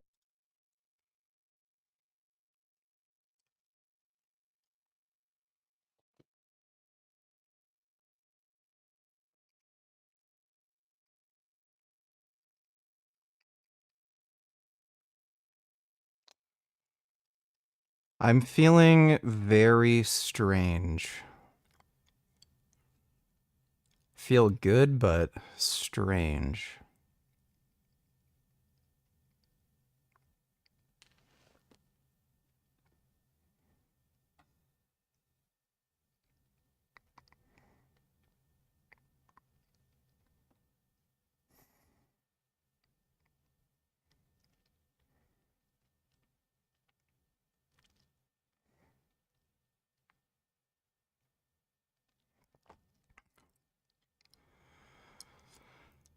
Ugh.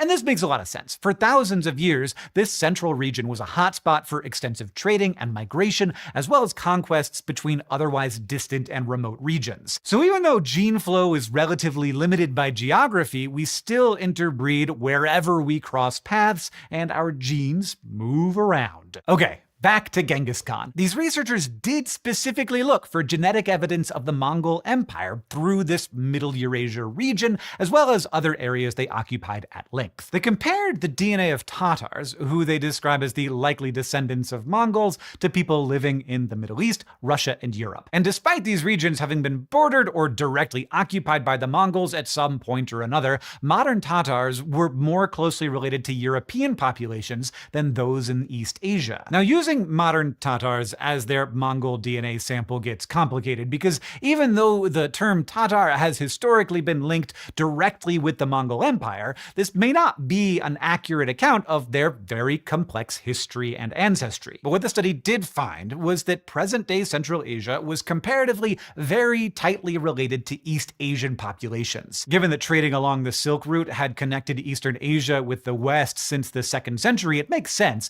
that Genghis Khan's empire wasn't showing up as the main genetic influence between these regions. They were pretty connected already. That said, for a time the Mongol Empire controlled 16% of the total land mass of Earth, so their expansion did play a major role in expediting trade exchanges between these regions, so they certainly still get credit where credit is due. What the study was able to show is that many groups of humans share IBD regions with many other groups of humans, no matter where they're from. That means even if your ancestors have largely stayed put generation after generation, there's still a great chance that you share at least some IBD fragments with folks from distant corners of the globe. And it is especially likely that you share DNA with someone living in Central Asia, since they're the most likely to be carrying genes from, basically everywhere, whether that's South America or the Arctic Circle. We are all related, and we are all especially related to Central Asia. In the end, none of these techniques can tell you if you are directly descended from Genghis Khan, given that we don't even have his DNA. But they can tell you a lot about the wide range of populations nations you share ancestry with, no matter where in the world you are from. All right, so nobody knows. Project 2025. Actually, Convicted criminal and the founder of the Washington, a convicted criminal and the founder of the billion-dollar supplement company AG1. AG1 hired the most powerful defamation lawyer in the country to kill this video before it ever aired. But as you can see, it didn't work. What if a tasty green smoothie drink could meet all of your nutritional needs? Giving your body what it needs can sometimes feel really complicated, but it doesn't have to be. What if this same slurry of specially formulated macro and micronutrients was endorsed by some of the most influential scientists on the internet? Beneficial effects. Can you hug me IRL? No. The supplements include improvements in our gut microbiome through the ingestion of critical micronutrients in the proper ratios. What would you pay for something this simple, this beautiful? Could you even put a price on it? This was 99 US dollars. It was 90 quid. It was 180 Australian dollars for this tiny little pouch. If you've been on the internet or listened to just about any podcast in the last few years, you've probably heard something about Athletic Greens, or AG1 as it was recently rebranded. We're Athletic Greens, here to make healthy habits beautifully easy for you. Lately, AG1 has come under a lot of flack for not really living up to the hype. A popular health trend creating quite the stir. What do you think about like the proprietary blend in Athletic Greens? Calling, for example, Athletic Greens 1 or AG1 a high-quality greens powder is a little misleading. So I did AG1 about getting their certificates of analysis to see what the heavy metal load is or the mycotoxin profile, and they refused to share it with you? Correct. And while, yeah, I'm going to get into its actual nutritional claims, I'm also going to tell you a story that is almost completely absent from the internet. One that took me on a deep dive into court records on 2 continents, consulting with scientists all over the world, and into interviews that are easily available, but just about no one saw. This is the story of how AG1's billionaire founder, Chris Ashenden, had to flee his native country of New Zealand after he was convicted for 43 breaches of the New Zealand Fair Trading Act for a massive rent-to-own real estate scheme. While some details are still unclear, it is clear that he bilked dozens of people out of hundreds of thousands of dollars and then went on the run. After hiding his money in a Byzantine maze of corporate shell companies, he showed up in America like the villain from The Music Man and founded the most successful supplement company on the planet, not based on science, but on what he thought people would buy. Ashenden's mostly spirulina empire was built in the shadow of a documented scam. Now, there is a story, of course, of AG1's nutritional effectiveness or lack thereof. That is hugely important, but it's really only part of what's really going on. I've searched news sources all across the internet, from recent coverage in the New York Times to the lowliest blog, and what truly astounds me is that despite hundreds of journalists digging into what AG1 is all about, basically no one bothered to look at the publicly available information about its charlatan founder. Ashenden doesn't give a lot of long-form interviews now that he's climbed into the billionaire echelons, but I did find this one on a tiny channel that just has 2,000 subscribers by Coach Dana Cavella, where he opened up about his origins. I sat down with CEO of supplement company Athletic Greens with Chris Ashenden. So let's go back in time to 2010, when Ashenden was just another Kiwi trying to make a buck. Now, he'd gone through some hard years, taking a stint as a used car salesman, and then as a police officer, all the time thinking of how he might one day make it big. I started a sports science degree at Auckland University.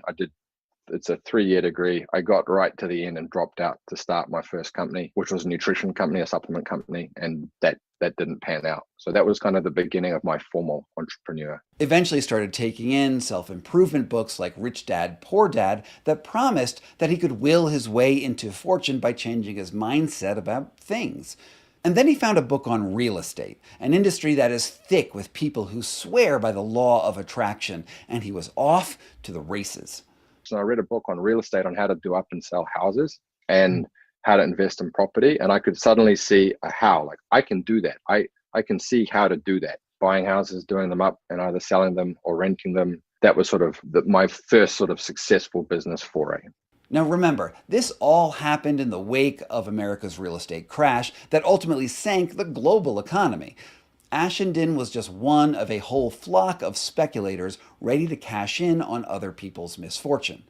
In his native New Zealand, he began advertising a shady rent-to-own scheme where he promised people a chance to own their own homes by renting their way to financial independence. The catch was that while he promised people ownership stakes in the properties that they were renting, the reality was that Ashendon remained the owner on the deeds, according to the judgment by the New Zealand Department of Justice, by encouraging vulnerable people in the mistaken belief that they were acquiring home ownership rather than a package of rights and obligations, which, on any view, fell far short of that concept. Folk were lured into commitments. I think one day Mr. Beast will straight up buy a country. He will find a way to purchase all the resources of an obscure third world country and become a dictator. Whoa guys, I just bought this country. Win drinking water in my challenges. I don't think so. It seems like things are kind of on the downslope for him. He's kind of a greedy, sociopathic shithead, and I think that's sort of catching up with him, so it's looking like a lot of companies don't want to do business with him and shit. But we'll see. Maybe he'll change his act. Who knows? Thanks for the donation, though, JP. Day for me. Okay, so on the moment that I'm recording, whoops. Which were a recipe for disaster, in which they lost most everything that they put into the property that they were seeking to acquire. Indeed, they were given to understand they had acquired. Let me explain how bad these deals really were. According to the Commerce Commission, if the people who signed up with Ashendon wanted to leave their homes for 30 days or more, or made unauthorized home improvements of any kind, or missed a payment by more than 28 days at any time over the course of 30 years, then Ashendon's company could seize their home and retain all of the money that they'd been paid over that time. But that's not all. The renters had to maintain the house in the same condition it was purchased in, or it could be forfeit, which is insane if you think about the 30-year term of the contract.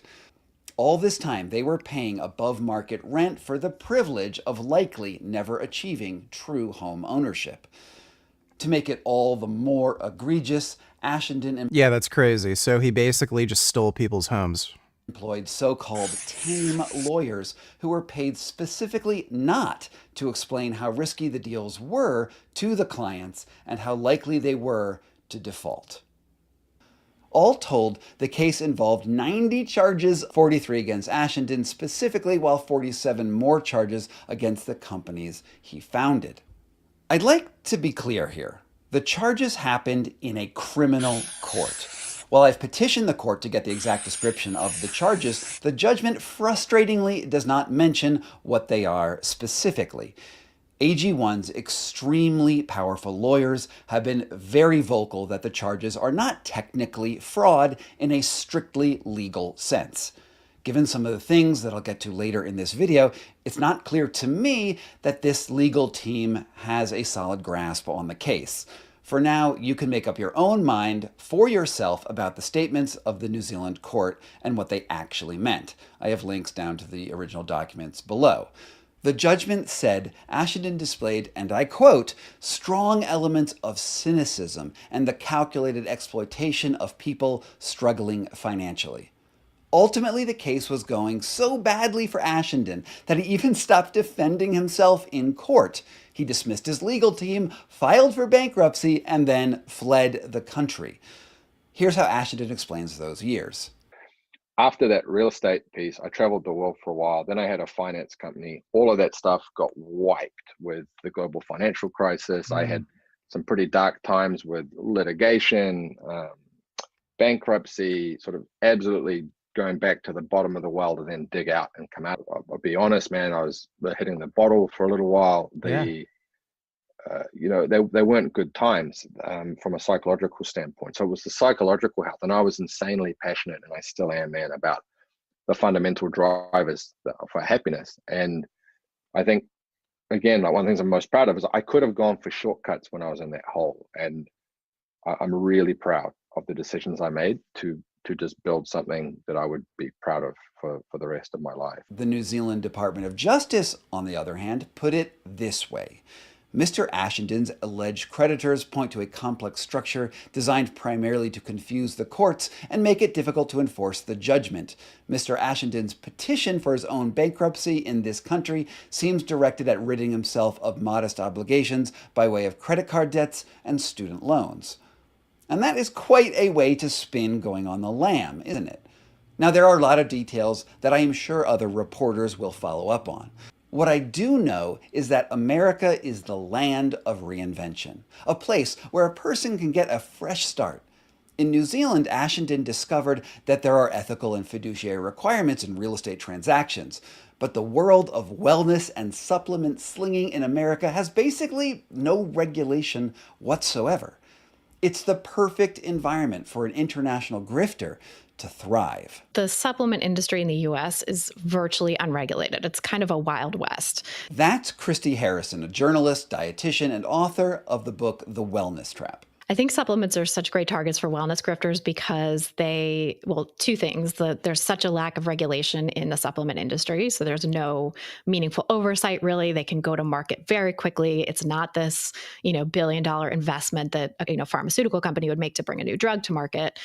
So that's one thing. And then the second thing is that there are huge profit margins in that industry. Here's Vicky Nguyen on the Today Show asking Ashendon about the health claims on the back of his bag. An asterisk next to each of these claims. What do you say to people who say, well, then why should I spend $3 a day on this? We actually have to put the asterisk there to state that while there is a hoard of scientific data, that the ingredients exist inside this product that can substantiate those support claims, those specific claims have not been validated by the FDA. Not being validated by the FDA. You've probably heard those words before. It turns out that the Dietary and Supplement Health and Education Act of 1994, or the DSHEA for short, pretty much allows supplement companies to claim almost anything short of saying that they can cure a specific medical condition. Supplement companies can only make what are called structure function claims, which is to say, supports kidney health and function, but you can't say cures kidney infection. So instead of specific health claims, Ashendon mastered the art of promoting the beautiful AG1 lifestyle, drinking smoothies after a workout in rainforests, and just stopping short of wording that might upset the FDA. And let's pause for a hot second here and remind you that it doesn't really take any actual credentials to start up a supplement company. Recently, the gynecologist Jennifer Gunther did the math in her newsletter that she could create her own brand of menopause-delaying turmeric powder with special bioavailable black pepper for as little as $28,000 to found the whole company. That includes packing and shipping and all of the details that it takes to provide her own proprietary blend of Flim Flam. And now, sure, that's not free. Thanks for the gifted membership again, Chris. Appreciate it. But it's shockingly low for an investment when you compare it to just about any other business. When Big Pharma wants to put a drug on the market, it can take billions of dollars and years of research to clear the regulatory hurdles. Meanwhile, anyone can start a supplement company tomorrow and face basically zero oversight. And like any business, the profits scale up with more investment. Gunther ultimately figured out that she could make $195,000 of profit on a $100,000 investment, and that is good money. All she needed was a marketing plan. And this is where Ashendon shines.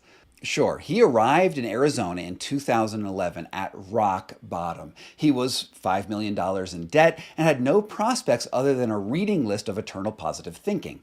But ultimately, all he really needed was a complete lack of regulation. And to be in the US, which, I mean, if you want a most spectacular country in the world to go forth and build something, just period. And his strategy was crushingly straightforward. He would convince famous and successful people that his green slurry of proprietary nutrients would fix all their health problems for a share of the profits off of each sale. The beauty was in the simplicity and the gorgeous marketing materials. So I thought, who are my early adopters who are most likely going to both get this and help me spread the gospel? And it was health and fitness professionals. It was trainers, nutritionists, naturopaths, people who are coaching people in weight loss and lifestyle dynamic. And it was one great partner at a time. So I literally went looking for the smallest group of people who I thought would deeply understand what we're trying to do, and then figure out how to help them share the message in a way where we could both win. And that was my business model. Yeah. Look, the concerns he identifies are real. We all want to be healthy. But health is complex. Answers are not straightforward. There's nothing simple about it. And, if you just watch Ashendon's interview, there's nothing that suggests that he has a deep knowledge of human health or biology. He's not a doctor. He's a former used car salesman. I mean, it's a little like the company Theranos, where Elizabeth Holmes dreamed up an amazing product where hundreds of diagnostic tests could be done on a single droplet of blood. But she had no technology to back it up. She identified the problem and just told people she had the solution. And she raised billions of dollars in investments. Unfortunately for Holmes, her specific claims fell under FDA regulation. But Ashendon was clear to sell his simple product without any actual evidence of efficacy. It could be hundreds of dollars a month. And there's no science to support the claims that they're making. And that's not even getting into the fact that they have this 75 ingredient proprietary mix. And this proprietary mix is a loophole that they're trying to use to pretend that they're protecting trade secrets. So they want to say they don't want to release their full proportion ingredient mix because someone then could reverse engineer it and they could compete with them and they could get their market share. But the reason they're actually doing it is because the dietary supplement industry is unregulated. That's Andrea Love, a friend of the channel, and I've done some great interviews with her. With a little bit of luck and hard work, Ashendon expanded his company and reinvested in marketing, ultimately targeting the most influential people in social media. Tim Ferriss loved the simplicity of Athletic Greens. He featured it in his bestseller, The 4-Hour Body, and soon the supplement took off in a big way. In this interview with Ashendon, Ferriss slyly promotes AG1's health shake for its disproportionate gains. AG1 was, at the time, of course, a major sponsor of his show. Obviously, a handful of experiments in there that you were involved with. If you take a post-workout shake, most of the time you should take it before your workout, and I saw that in my data. So a lot of really simple ways to track a few very simple things for extremely disproportionate return on investment. AG1 thrived because of its partnerships with media influencers in a time when it was increasingly difficult to make money as a creative professional on the internet. I mean, you probably remember that podcasts found their first sponsors with direct mail companies like MailChimp, and then security companies like SimpliSafe, and then prepared meals sent directly to your home. Eventually, most of those advertising opportunities sort of dried up. Meanwhile, big brand car companies and luxury watches and pharmaceuticals did not and have not invested in small creators. And this left a void for AG1 to fill for any influencer who wanted an affiliate deal. AG1 reportedly spends $2.1 million a month on affiliate ads. They also signed more lucrative sponsorship deals with top influencers like Andrew Huberman and Peter Attia, both of whom ended up as scientific advisors, even though neither has any sort of specialty in nutrition. Huberman is a neuroscientist who specializes in ophthalmology, and Peter Attia is trained as an oncologist, meaning he treats cancer. Now, I've done videos on both Huberman and Attia, and I do not want to get bogged down now on the specifics of their shaky scientific communications. Suffice it to say, though, that out of all of their sponsors, AG1 is by far the most problematic and the most profitable, and they both know that its research is just not up to snuff. And all they care about is cash. It's what it's always about, just cash money.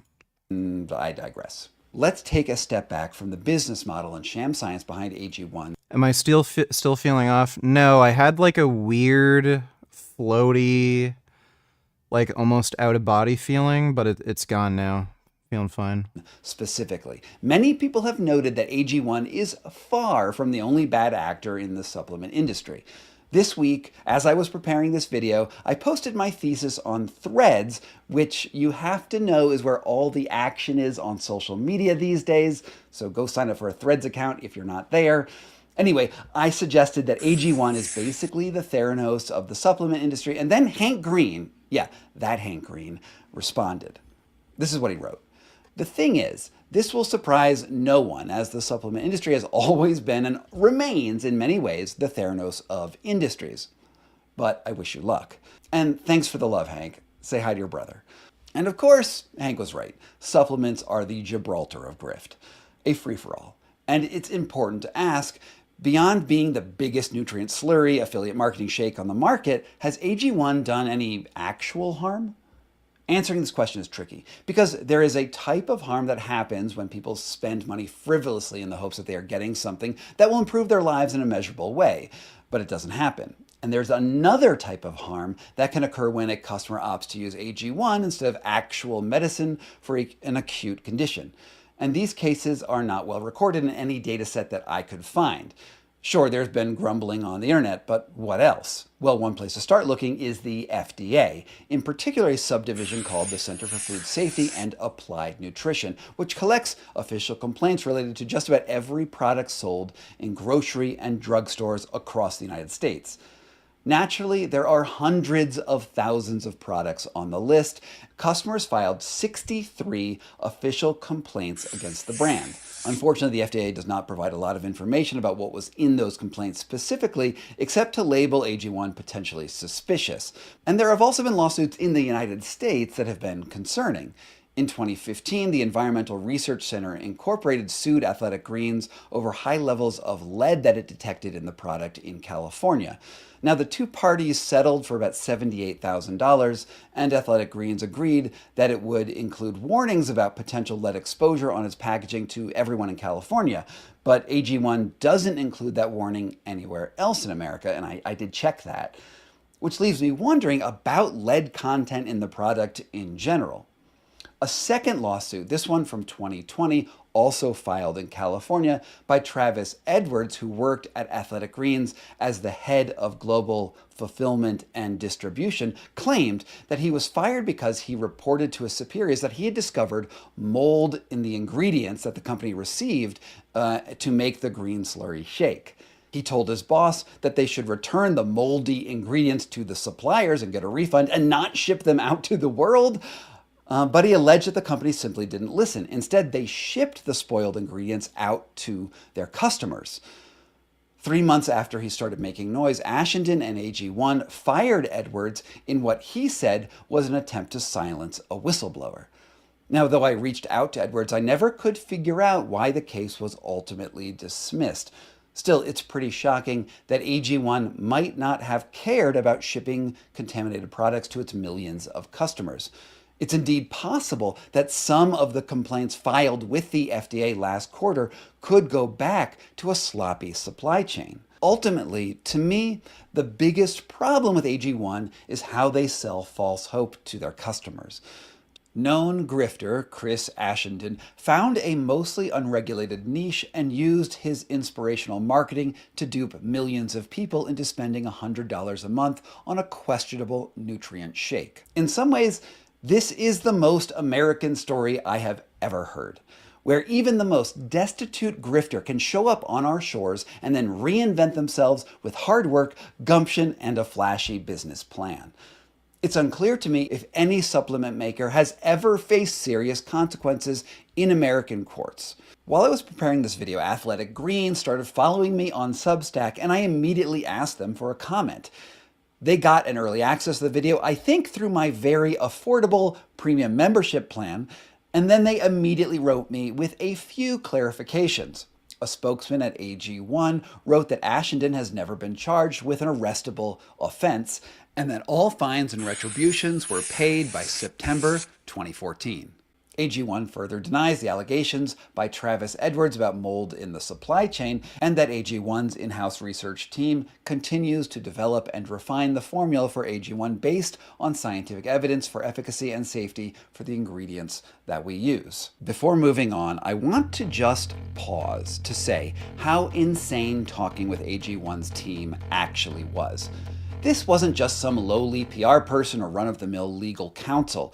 AG1 retained one of the most powerful lawyers in America to respond to my initial reporting that appeared on Substack. Megan Meyer, the founding partner of Meyer, Watkins, Phillips, and Poosh, was one of the people behind the $787 I drink the 4-sigmatic organic protein every day. Do you know it? No, I'm not familiar with that. $1 million defamation settlement against Fox News in the Dominion voting machine case. Her bio states that she has, quote, nixed false stories before they were published and scored countless corrections and retractions from the national media. Now, if you think that this is overkill for dealing with a channel whose average video barely breaks 2,000 views, you're right. It was clear from our interactions that AG1 didn't really understand the facts of the case, insisting repeatedly that Ashendon was tried in a civil court. It wasn't.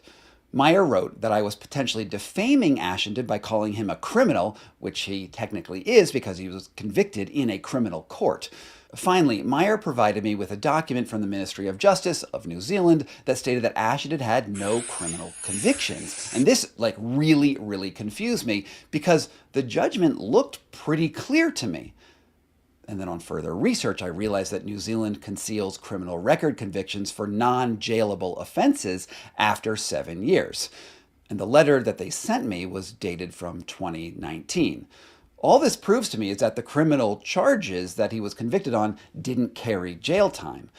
And honestly, this feels like it was all part of the same grift that Ashendon has been using all along, to use what privilege and marketing resources are at his disposal to confuse and obfuscate the truth of what's really. Before I go, I want to leave you. LOL. Let me take a look, ABC. This is how to talk to your friend's girlfriend when he's not around. Let's begin.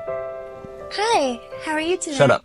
Shut up, stop talking to me, don't look at me. I know what you want to do to me. I know you want to hold my hands, hold my pinkies. You want to frolic around town and frolic through some flowers. I don't want to do that. I don't even know why you're in my house right now. You shouldn't even be here. And I'm going to tell my friend about you. Okay. And what you want to do to me. You want to kiss me on the lips too, I bet. I get it. And I don't want to do that. I'm not going to do that. Please get out of here. And I hate you. I actually do hate you a lot. And I don't like how we're together right now. I want you to delete my number, block my number, delete all my socials and block them as well, or I'll block you first. I don't want to speak to you again because I hate you so much. A lot. Please leave forever. Take an Uber very far away. There you have it. Thank you so much for watching. Click like so this app knows what kind of content you want to watch. That wasn't funny. Thanks for the donation, ABC. This guy's calluses are so bad, it can be used as sandpaper. This is an ostrich egg and it contains over alarmism. I'm gonna be honest, These videos suck. With a few words from Andrea Love. So is it surprising that he is fraudulent? No, it's not surprising. It's also not surprising that he fled to the US. Again, I'm not 100% familiar with the regulations in New Zealand, but the regulations on supplements are extremely lax here. And so it's an obvious place to go if you want to fly under the radar and make a lot of money by exploiting people. And with that hopeful note, maybe that's all I have to say about AG1 for now. If you happen to be watching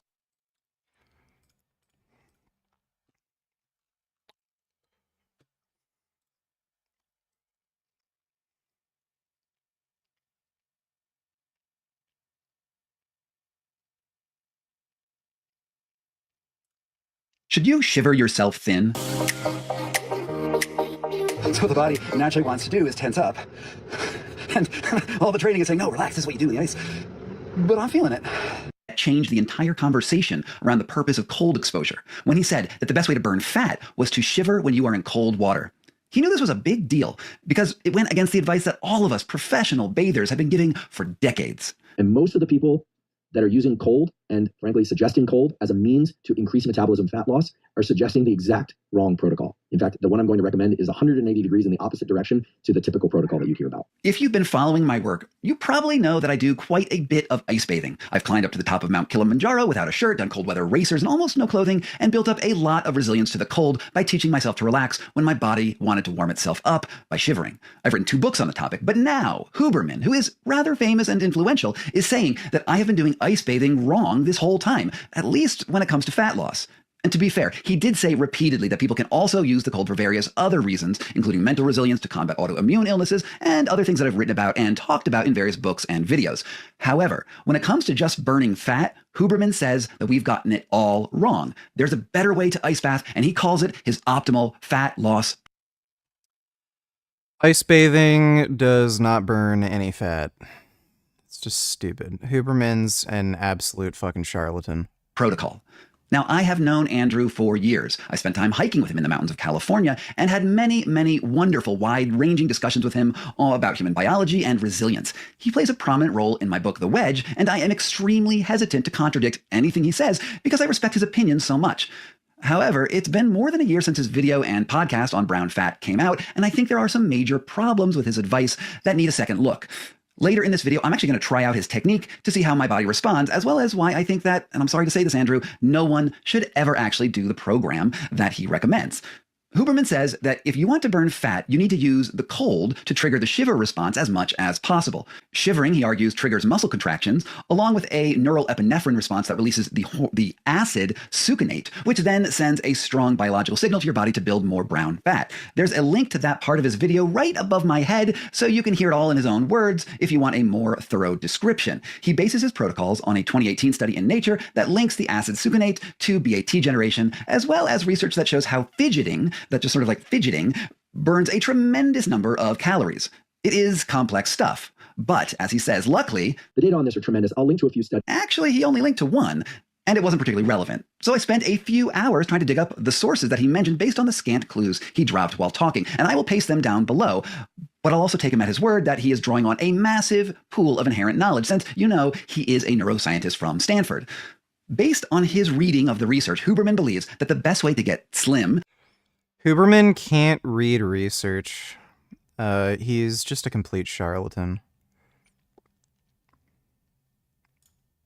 I don't know about you, but I wouldn't want a scientist who clearly enjoys manipulating people and has a documented history of lying and possibly even spreading disease to his multiple monogamous sex partners to experiment on me with his unproven health protocols. This is the story of Andrew Huberman that you need to keep your eye on. As a scientist, Huberman is skilled at controlling variables and trying to get his desired outcomes for his laboratory results, and I believe that those are the same personality traits that play out in his love life, in his friendships and relationships, and on his podcast. If you consume the information on his show, you are part of his experiment. He has millions of dollars of reasons to promote science that doesn't check out in order to increase his reach around the world and around the internet, and to literally just make money on his sponsorships.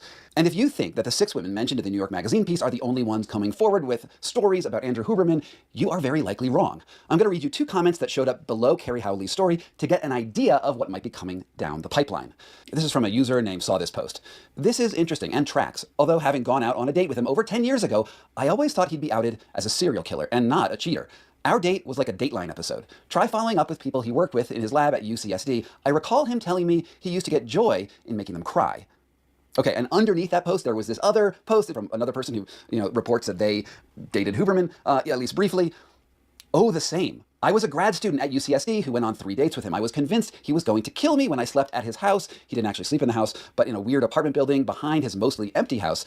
I stayed awake the whole night almost. Also, our dates coincided with him dating Keegan, I'm pretty confident. He told me he had broken up with her, but she was having trouble accepting their breakup. She called him during one of our dates. He made some demands that night to me that convinced me to end it. He also mentioned Shades of Grey and Mad Men, and how basically that's the type of relationship he wanted. I couldn't roll my eyes any harder. Some crap about how his pleasure was more important than mine, and how I would need to understand. That is fucking cringe. Wow. Imagine saying that as a dude. What a fucking loser. and that I would be his sex slave and at his beck and call, and not to expect reciprocation because his pleasure was more important. Okay, so it's possible that both these commenters are part of a hidden conspiracy to discredit an honorable scientist who has never done anything wrong in his whole life. But a few of the details are specific enough to make it at least worth considering that they might hold water, especially when you compare it to the 6 other women who were mentioned in the story right above these comments. I know also that Huberman has hired a high-end crisis public relations firm named Scale Strategy in New York. Scale is run by this guy, Jimmy Askey, whose claim to fame happens to be that he was the chief communications officer at WeWork before its IPO, and we all know how that went. And they are seeding stories to conservative media outlets and influencers to discredit the women who are coming forward. They recently leaked Carrie Howley's emails to a Twitter-based reporter named Sagar Enjeti to spread the idea that it was all a hit piece. Carrie Howley emailed saying, quote, "I am writing in the hopes that one of my big stories this year might be the phenomenon of Dr. Andrew Huberman." Now, I find it funny, though, that these emails were leaked to Enjeti because he did not include his own communications with the Huberman team, which might have shown how his own relationships with people who might have paid him to spin this story. And I've also heard, through the grapevine, that there are a lot more women who are going on the record with other magazines right now, and I expect something to the vegan diet. I mostly do it for health reason and clogged arteries. What about egg whites and fish meat? Can I do that? No. That is unethical. Thanks for the donation, though, dude. If you're asking me whether or not it's healthy, egg whites aren't necessarily bad for you. Like, they're pretty much just protein. And fish kind of depends. There's a lot of fish, like especially white fish. They have a lot of pollutants that are bad for you. Like wild salmon is probably one of the better types of fish you can eat. But I still wouldn't really consider it health food. It has no fiber. They are probably still going to contain some amount of pollutants, like BPAs and shit. It is also, like, they do also contain cholesterol, and if you look at, like, studies like the Oxford Vegetarian Cohort, Adventist Health Study 2, vegans fare better than pescatarians, so wouldn't recommend eating fish. Thanks for the donation, though, Natty Liver King. Yeah, probably within the next week. So keep your eyes on this channel. But before I go, I just want to play you one clip that I find particularly telling about how Huberman thinks about infidelity and maybe also the women in his life. You can't have long-term affairs with 6 different partners. Yeah, unless he's juggling multiple phone accounts or something. Right. And some men try to do that, but I think it could be very taxing. From Pokey Bear LLC.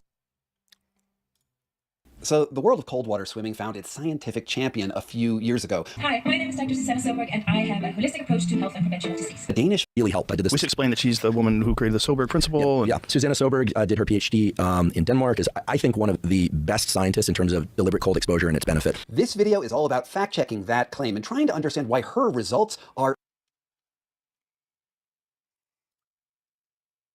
is that it was conducted by Otto Music, a professor at Wayne State University, who I've actually interviewed on this podcast before while talking about BAT. A few years ago, people thought that when you are exposed to cold, that brown fat, which is here supraclavicular next to the carotid artery, is activated, and it uses obviously calorie because it generates heat. And the NIH thought that this will be a good way, a natural way to lose weight. You know, you exposed to cold, you activate brown fat, you lose weight.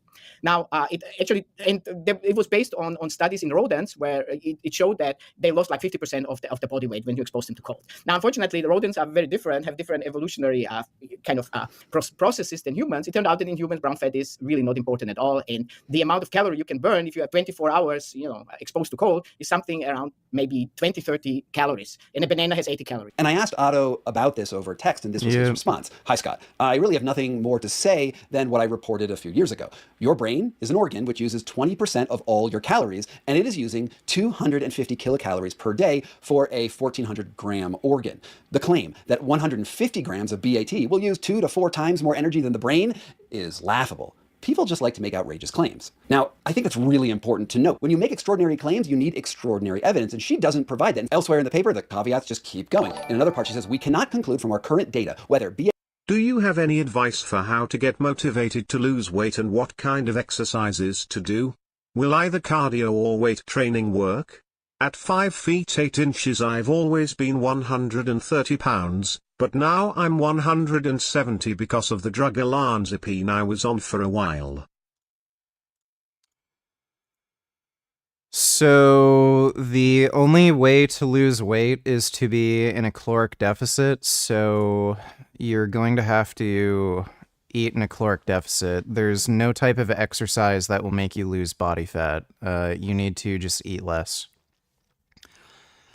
You can't really alter your caloric expenditure all that much with exercise.